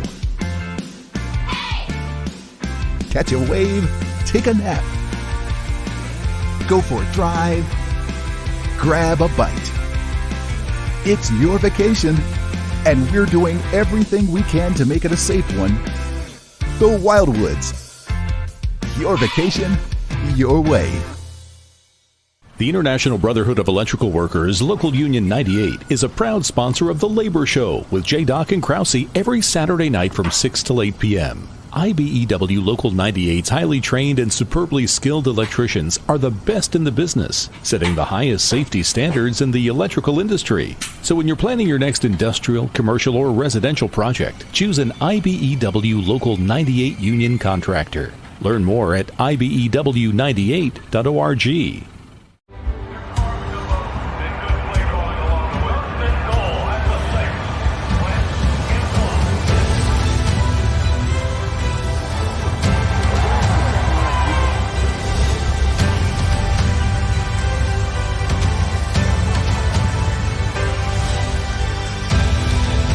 Field of life, First Trust Bank is there for you. Champions on three. 1, 2, 3. Because Philadelphia dreams deserve a Philadelphia bank. This is a key. It's a family tree. It's a pair of wings. It's a secret handshake. And a ticket to anywhere in the world. It's more than a uniform. It's the door to a world most people only dream of. There's strong, and then there's Army Strong. Try it on at GoArmy.com.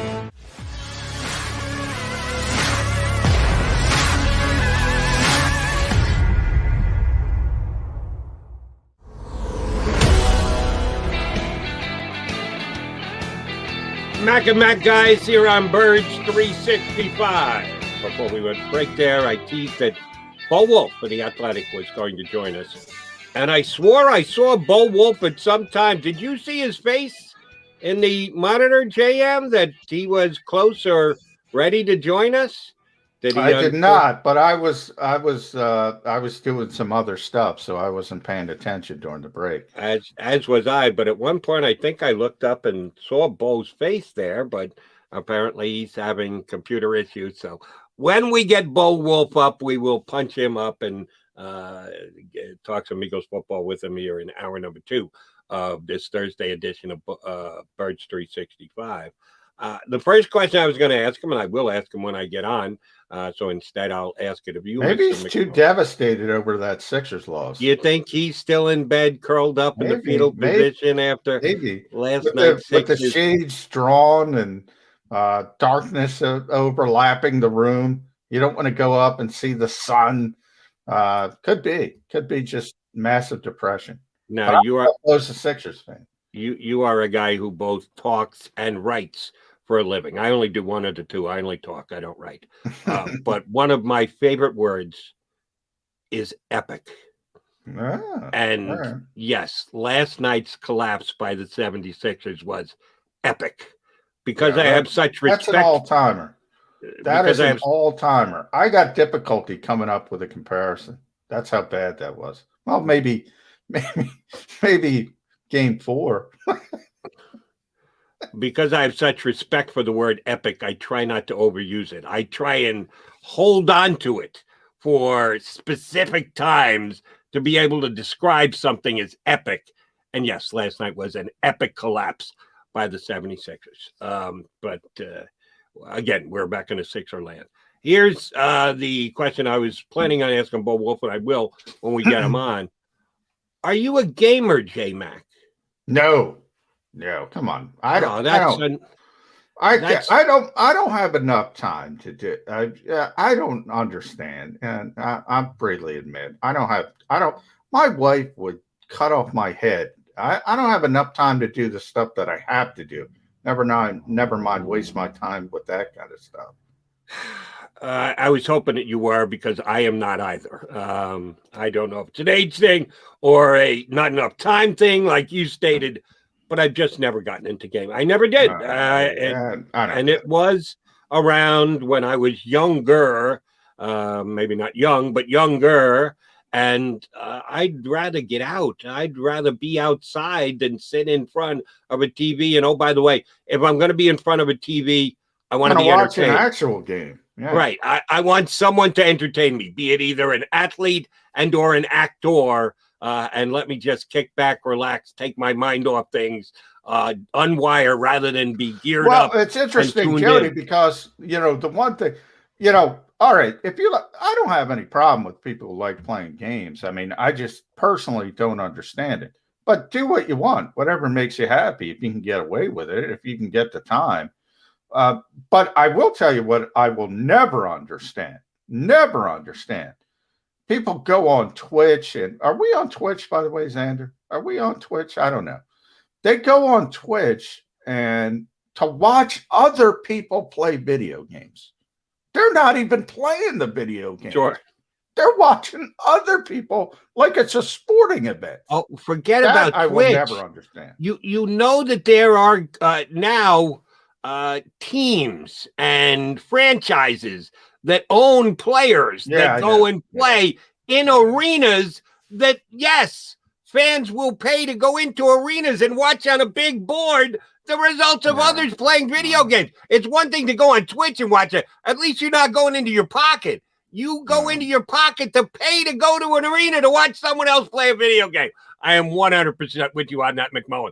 Makes no sense to me whatsoever. But again, each to each his own, kind of like vaccination. If you don't want to get vaccinated, that's up to you. But you got to deal with the repercussions and the COVID protocols you got to live under. If you want to play video, get more power to you. I hope you're the greatest gamer of all time. Neither John nor I are. Today's a big day.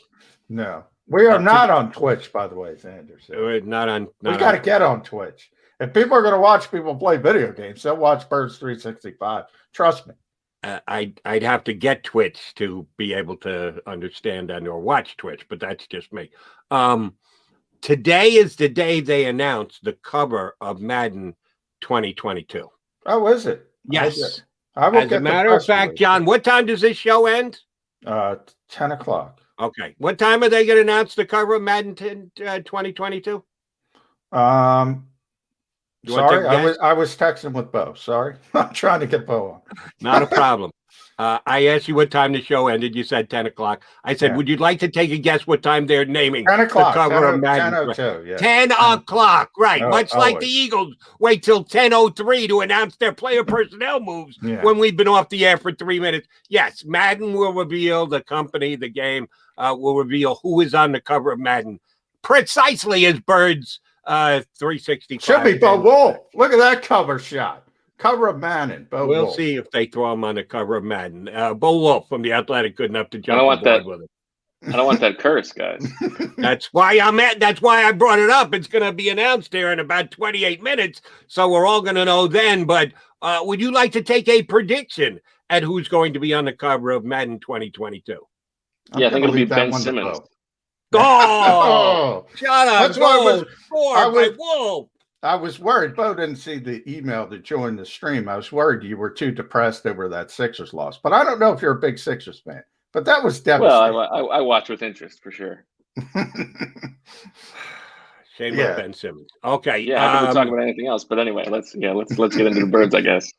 So you don't think it'll be Jalen Hurts in the Madden? I guess it has to be Patrick Mahomes, right?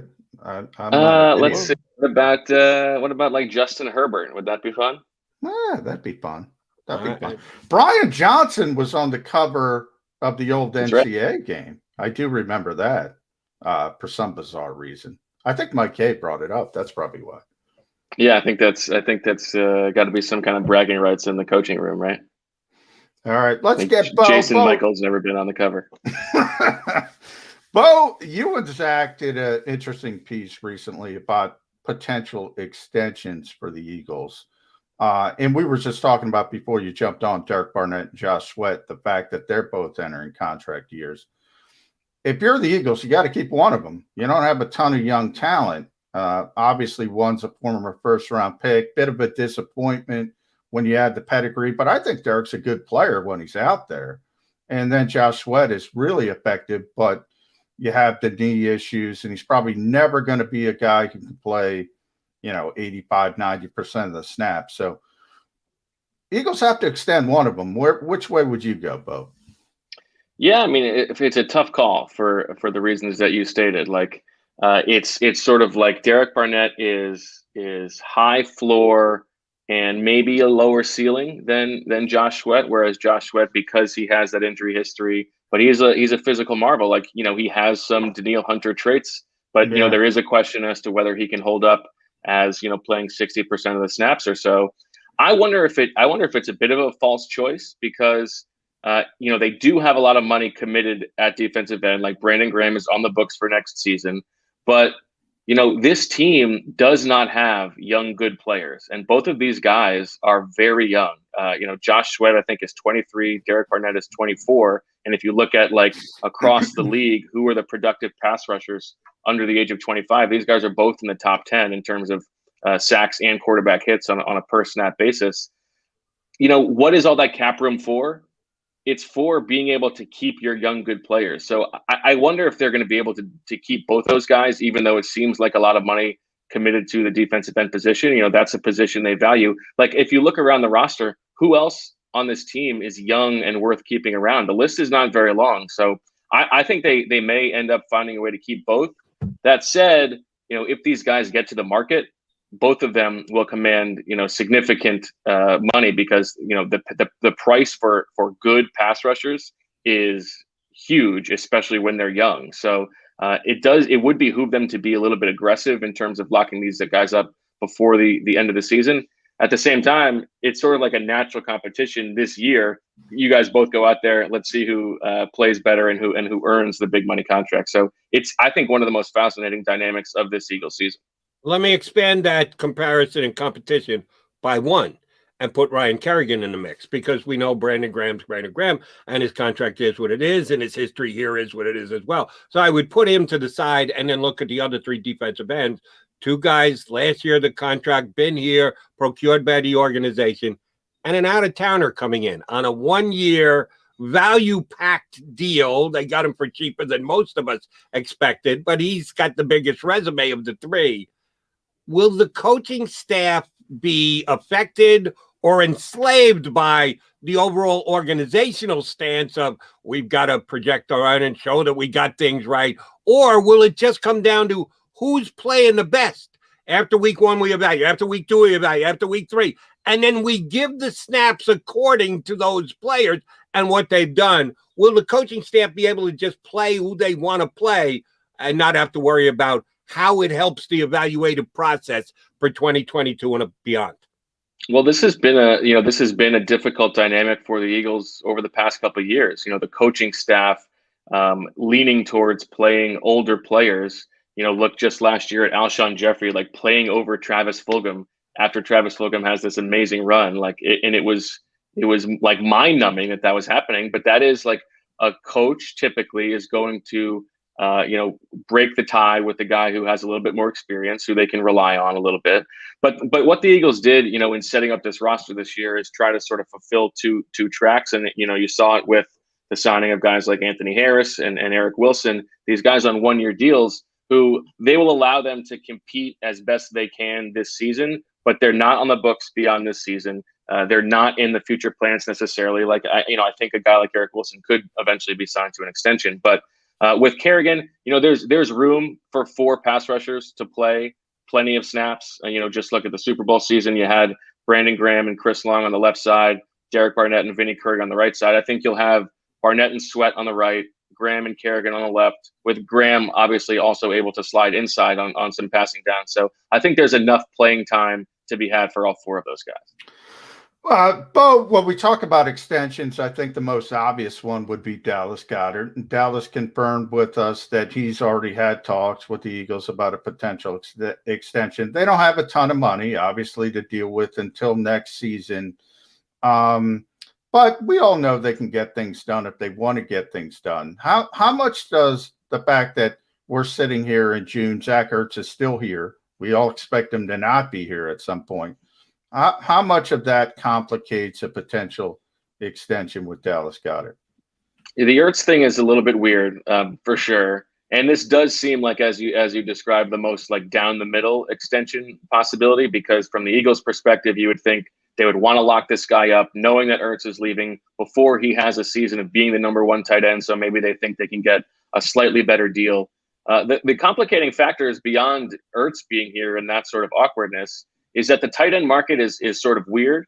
There have been some big money contracts lately, and Jonnu Smith and Hunter Henry in free agency this year moved that price tag up. But like the franchise tag for tight ends is not that expensive at all. Yeah. And so, if you're the Eagles, why would you sign Goddard to a deal that guarantees him more per year than, the franchise is? And if you're Goddard, why sign a deal now before you can get a chance to play as the number 1 tight end and hit the market when it seems like prices are rising?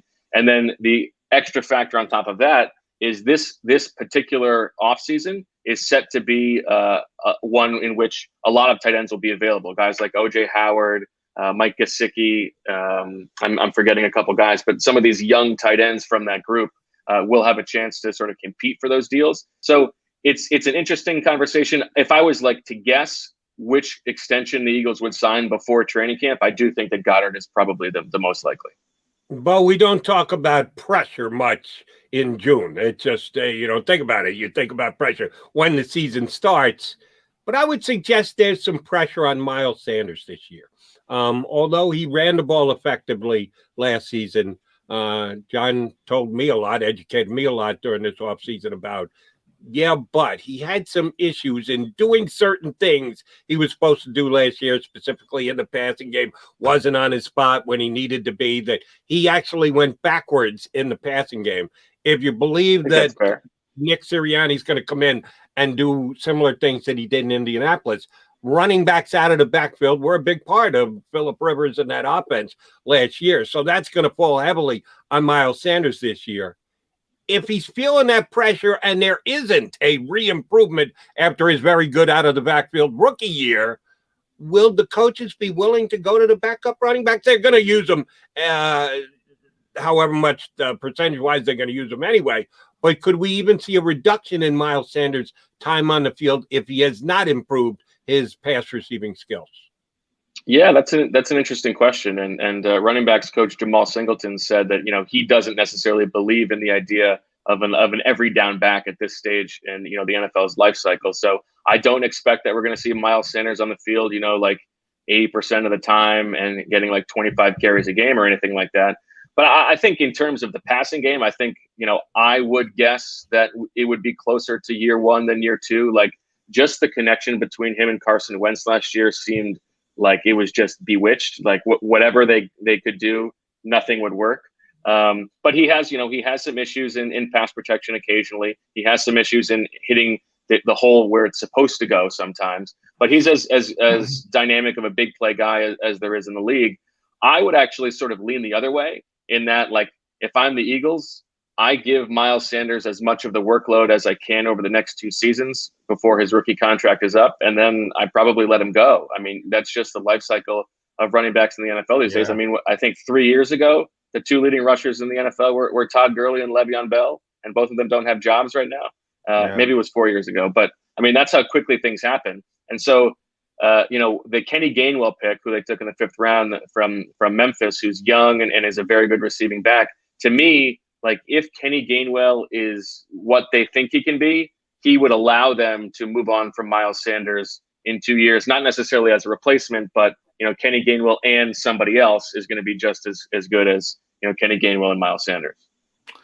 Bo, I do want to switch to the other side of the ball for a second and talk about the cornerback position, because last time we were there, it was Avonte Maddox opposite Darius Slay. Then when the Eagles went into the nickel, they kind of kicked Avonte Maddox inside, and Mike Jacquet was the other outside corner. Can the Eagles really go into a season with that being the plan at the cornerback position? Is that even possible? I do think they're going to sign somebody, and it may not be, Steven Nelson is the name that gets thrown out there. I don't even think it has to be someone who's a starting caliber corner. I think it could just be you sign a veteran who is there and you hope that Michael Jacquet beats him out, or Zach McPherson, who I think is the other player to really keep an eye on, the 4th round pick from Texas Tech. I think between McPherson and Maddox, I think you're okay over there. I mean, it's not great. Certainly, it's not a long-term solution. I mean, I liked Michael Jacquet last year. He had that one disastrous game against Arizona. I think there's some upside there. He's relatively new to the position. He's got these super long arms. He played well in that Dallas game before. But I don't think a team with like Super Bowl aspirations is trotting out Michael Jacquet in week 1 as their starting corner. That's a fair way to put it, Bo. Thank you for that. We focus so much on cornerback 2 and the fact that the Eagles might have questions of depth at cornerback. Safety almost seems to float on by, and we don't know what Rodney McLeod is going to be able to give this team this year. They did sign a safety in free agency, not big bucks, but a guy who's got starting experience in the league. A lot of people like to talk about, hey, the corners, they could be moved to safety. Maddox gets that conversation all the time. Will the Eagles be good enough at safety this year? I mean, good enough to do what? To not get killed.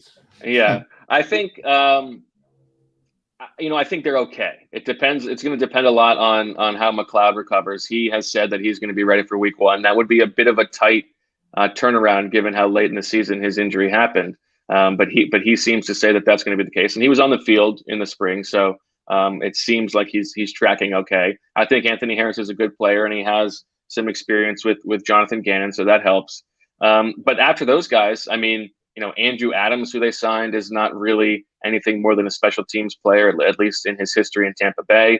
Kayvon Wallace, I think, was relatively disappointing in his first season from Clemson. He didn't seem necessarily ready to contribute on defense. And then you've got guys like, Graylin Arnold and Elijah Riley, who I kind of like a little bit. But you gotta give me an Epsy, Bo. I want an Epsy from you. Yeah, I forgot about Epsy. Yeah, you got Epsy too. Yeah. Who can play deep, okay. But yeah, it's like corner. Yeah. It's not great. It's not a Super Bowl level secondary, but I think it's enough for them to tread water probably. All right, let's ping pong because I want to talk about competition. Wide receiver 3. This is a subject dear to the heart of Jody McDonald because that's the biggest Greg Ward fan in the world you're looking at there, Bo. More than Merrill? Right. Yep, more than Merrill. Seems to me the Eagles want to, if they're in 12, it's going to be Rager and Smith outside. We know that. But if they're in 11, seems to me they prefer to kick Rager inside, have Fulgham outside with Devontae Smith. Is that your take as well? Well, what we saw in the, we only got to see like 2 practices in the spring, but what we saw was Greg Ward inside for now, which, take that with a heaping grain of salt. But I don't want to get on Jody's bad side, but if it was me, I would do that. I would have Travis Fulgham on the outside and Rager or Smith inside. I mean, Greg Ward is a nice player. He's certainly overachieved based on every expectation for his career. It took the Eagles 3 years of him being in the building for them to even give him a shot to play. And I think he's an adequate starting slot. But if you look at his production, it's not great on a per snap basis. There's not a lot of juice after the catch. There's not a lot of juice downfield.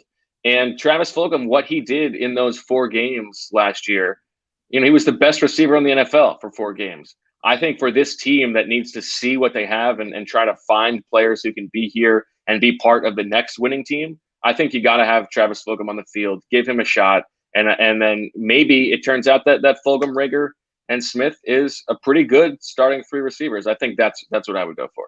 If you put Devonta Smith to the side, which I think you should, just because I'm that big a fan and I think he's going to be unbelievable and he's going to step right in and just immediately become their best wide receiver. If it's between those other 3, I actually think the guy that Greg Ward can outperform is Rager, not Fulgham. I think that he's going to be able, I don't think that's crazy. I think he's going to be able to hold that slot spot. Sorry, Jalen Rager fans, but I need to see it. I didn't see Diddley last year. So one big play early on, and that was it. So until he shows it to me, like Greg Ward, all right, albeit 4 yards at a clip, showed me he can make plays and at least catch balls, I'm going to need to see it. All right. Well, and of course, the other funny thing is this. If any staff is going to be able to get the most out of Jalen Rager, it should be this one, right? You've got a coach, a head coach who played the position and coached the position. That's his specialty. This should be it. If Jalen Rager can't take a step forward in this offense with this coaching staff, then yeah, it's a pretty bad sign. We talked about this yesterday on the show, and I want to bring it up with you. The fact that the Eagles have 90 roster spots, they're all filled now, good for them. They never thought to bring in a kicker to compete with Jake Elliott. Forget about kicker, talk about punter. Forget about Jake. Talk about Aaron Cepas. Punter or kicker. And I know they're both but here's the reason why it's different. Because Jake Elliott actually has a contract. And they did give him money. And if they were to move off Jake Elliott, might be a little bit of a painful hit because there'd be some dead cap money involved. If Cepas can't punt, guess what? Get on the phone, Howie. Go down to the corner. Pick up another punter. They can make that change rather easily, but they can't do it with Jake Elliott. So I'm questioning, is that the reason why they don't have another kicker in camp? Because they made a financial commitment to Elliott and it would be a little painful if they had to move on from him? Yeah, it's like sneakily one of the worst contracts in the league, the extension that they signed Jake Elliott to, because it is punitive to cut him, and it should never be that way for a kicker, aside from Adam Vinatieri or whoever. You want it like a Hall of Fame level kicker. That was not a smart deal that they made. But Jake does everything great. Everything. Softball, golf, ping pong, except he was the best softball player at Carson Wentz's charity softball game. He's a fantastic athlete. And I think it's unlikely that you would find a kicker who is worth giving a shot over Jake Elliott. Let's see how he does this season. There is talent there, and leg strength is probably more important than the whims of accuracy over the course of a season. It's a shorter sample size. I think he's fine, but if he has another year like last year, it would be nice to be able to move on from him. So I am surprised they haven't brought in another punter. It's a good point that you make, Jody, because if Sipas is bad, they'll just sign another guy off the street. It's a replacement level thing. But you would think, given the competition refrain from Nick Sirianni, that you would have one other guy there to compete for a job with someone who has never punted the NFL before. All right, last one from me, Bo, and thanks for joining the show. Reed Bo does a great job at The Athletic with Zach Berman. Sheil Kapati, our buddy as well, does national, but also Eagles. And Birds with Friends, the great podcast. So tune into that. Bo, we were talking about pressure in June. We were talking about competition. Jody probably doesn't know this. You have a lot of pressure on you. This competition is coming. This is the two-time, I believe, correct me if I'm wrong, reigning and defending roster pool champion. We were just talking to Piero yesterday because he's upset. He got beat by Les a couple years ago. He's still complaining about practice squad rules and whatever. I think I took the belt off of you, right? Yeah, you took the belt. I'm a former champion. McLean's a former champion. But Bo has won it 2 times. More pressure on you or Ben Simmons in Game 6? I think there's way more pressure on Ben Simmons. I mean, I'm the king right now. Everybody's coming after me. I don't have any pressure. Ben Simmons, there's a good chance he's not in Philly next year. So let's just say I like my chances better than I do of Ben Simmons' chances of making 2 free throws.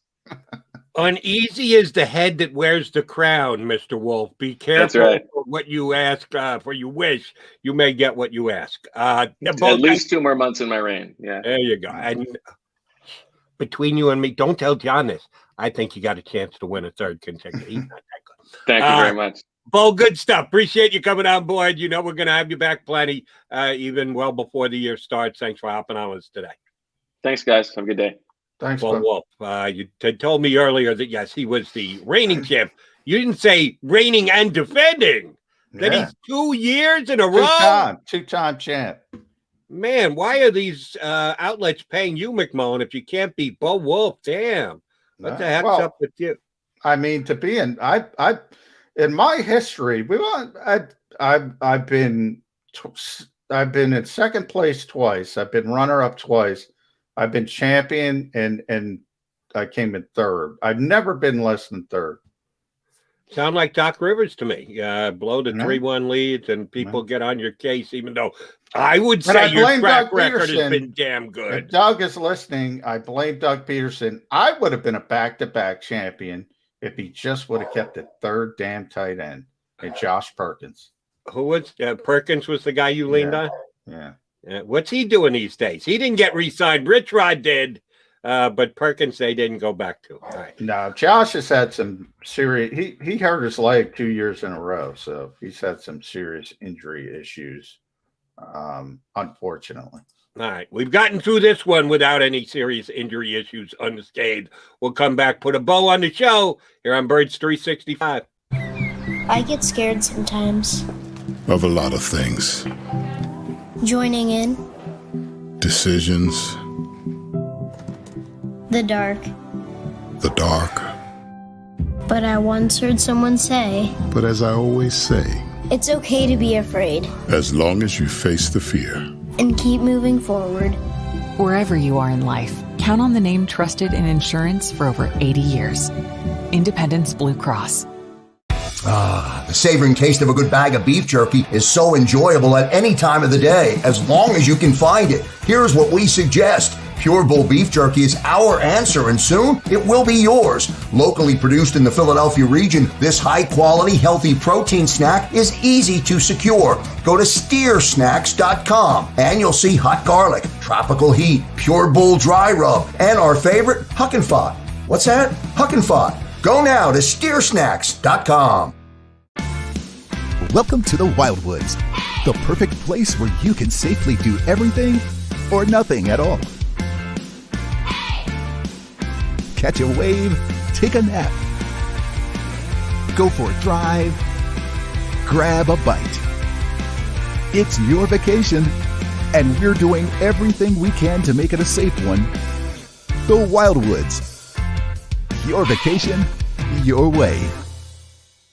The International Brotherhood of Electrical Workers, Local Union 98, is a proud sponsor of The Labor Show with J. and Krause every Saturday night from 6 till 8 p.m. IBEW Local 98's highly trained and superbly skilled electricians are the best in the business, setting the highest safety standards in the electrical industry. So when you're planning your next industrial, commercial, or residential project, choose an IBEW Local 98 union contractor.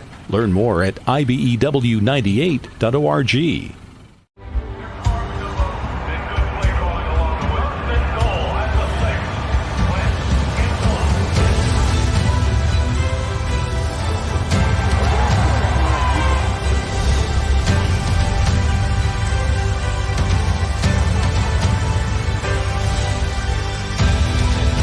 Field of life, First Trust Bank is there for you. Champions on three. 1, 2, 3. Because Philadelphia dreams deserve a Philadelphia bank. This is a key. It's a family tree. It's a pair of wings. It's a secret handshake. And a ticket to anywhere in the world. It's more than a uniform. It's the door to a world most people only dream of. There's strong, and then there's Army Strong. Try it on at GoArmy.com.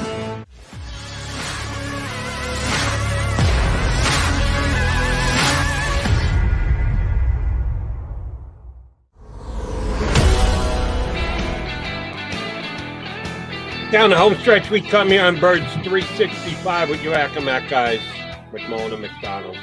The clock is ticking on this particular show, and yes, unfortunately, timing with other announcements never match up. We're on too early. We got to talk to Krause. We got to push the show back by an hour, but that's just me. They're going to name the cover of Madden within minutes after the show is over and done with. I did want to get this into today's show, and we got busy and talked about COVID protocols. I had 2 really good guests, so I didn't get this in, but I'll just do so quickly. Need to get it in the nick of time before the show ends. Speaking of nicks, we know the Eagles just signed their third-string quarterback this week, a nick.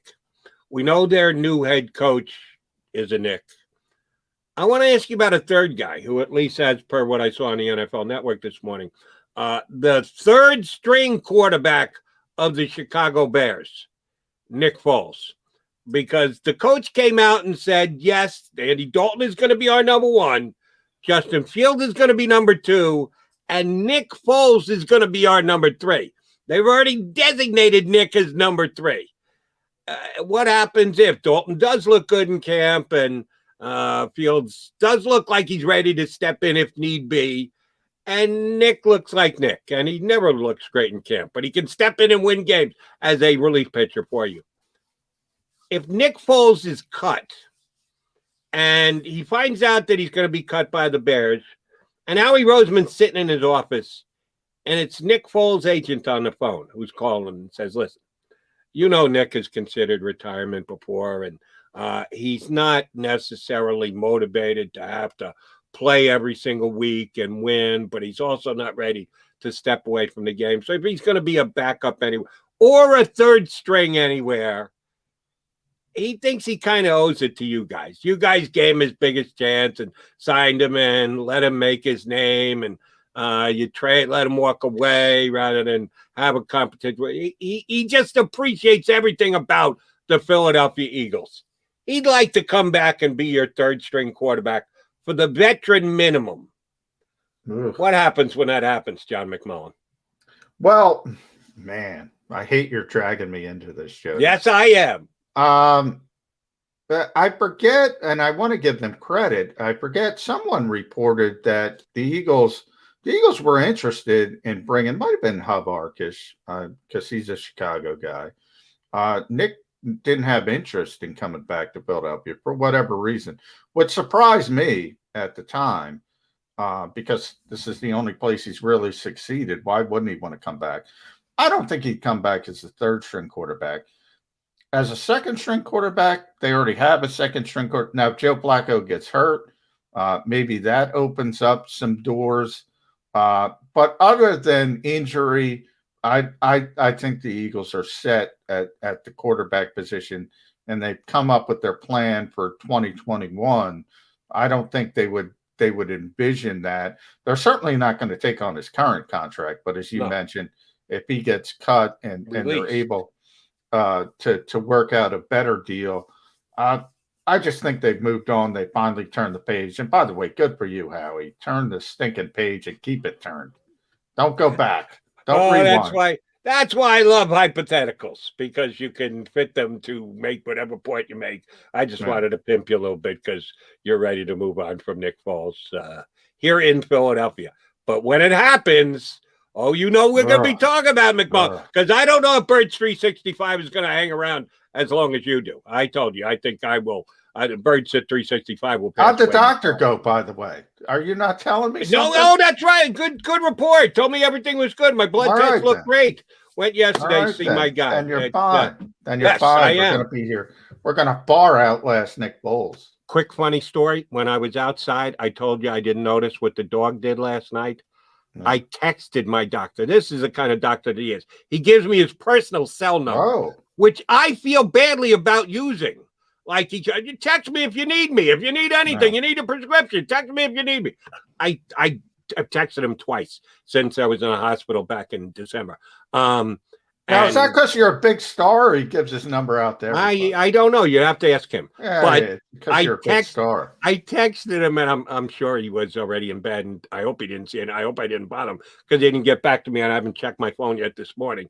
I texted him last night just to tell him, because he busts my chops, because I like to have a cigarette every once in a while. And it's not good for me, and I'm smoking less than I used to, but I still have an occasional cigarette. So when I went outside to walk the dog last night, I had to text him, don't blame me that I'm having a cigarette. It's the Sixers' fault.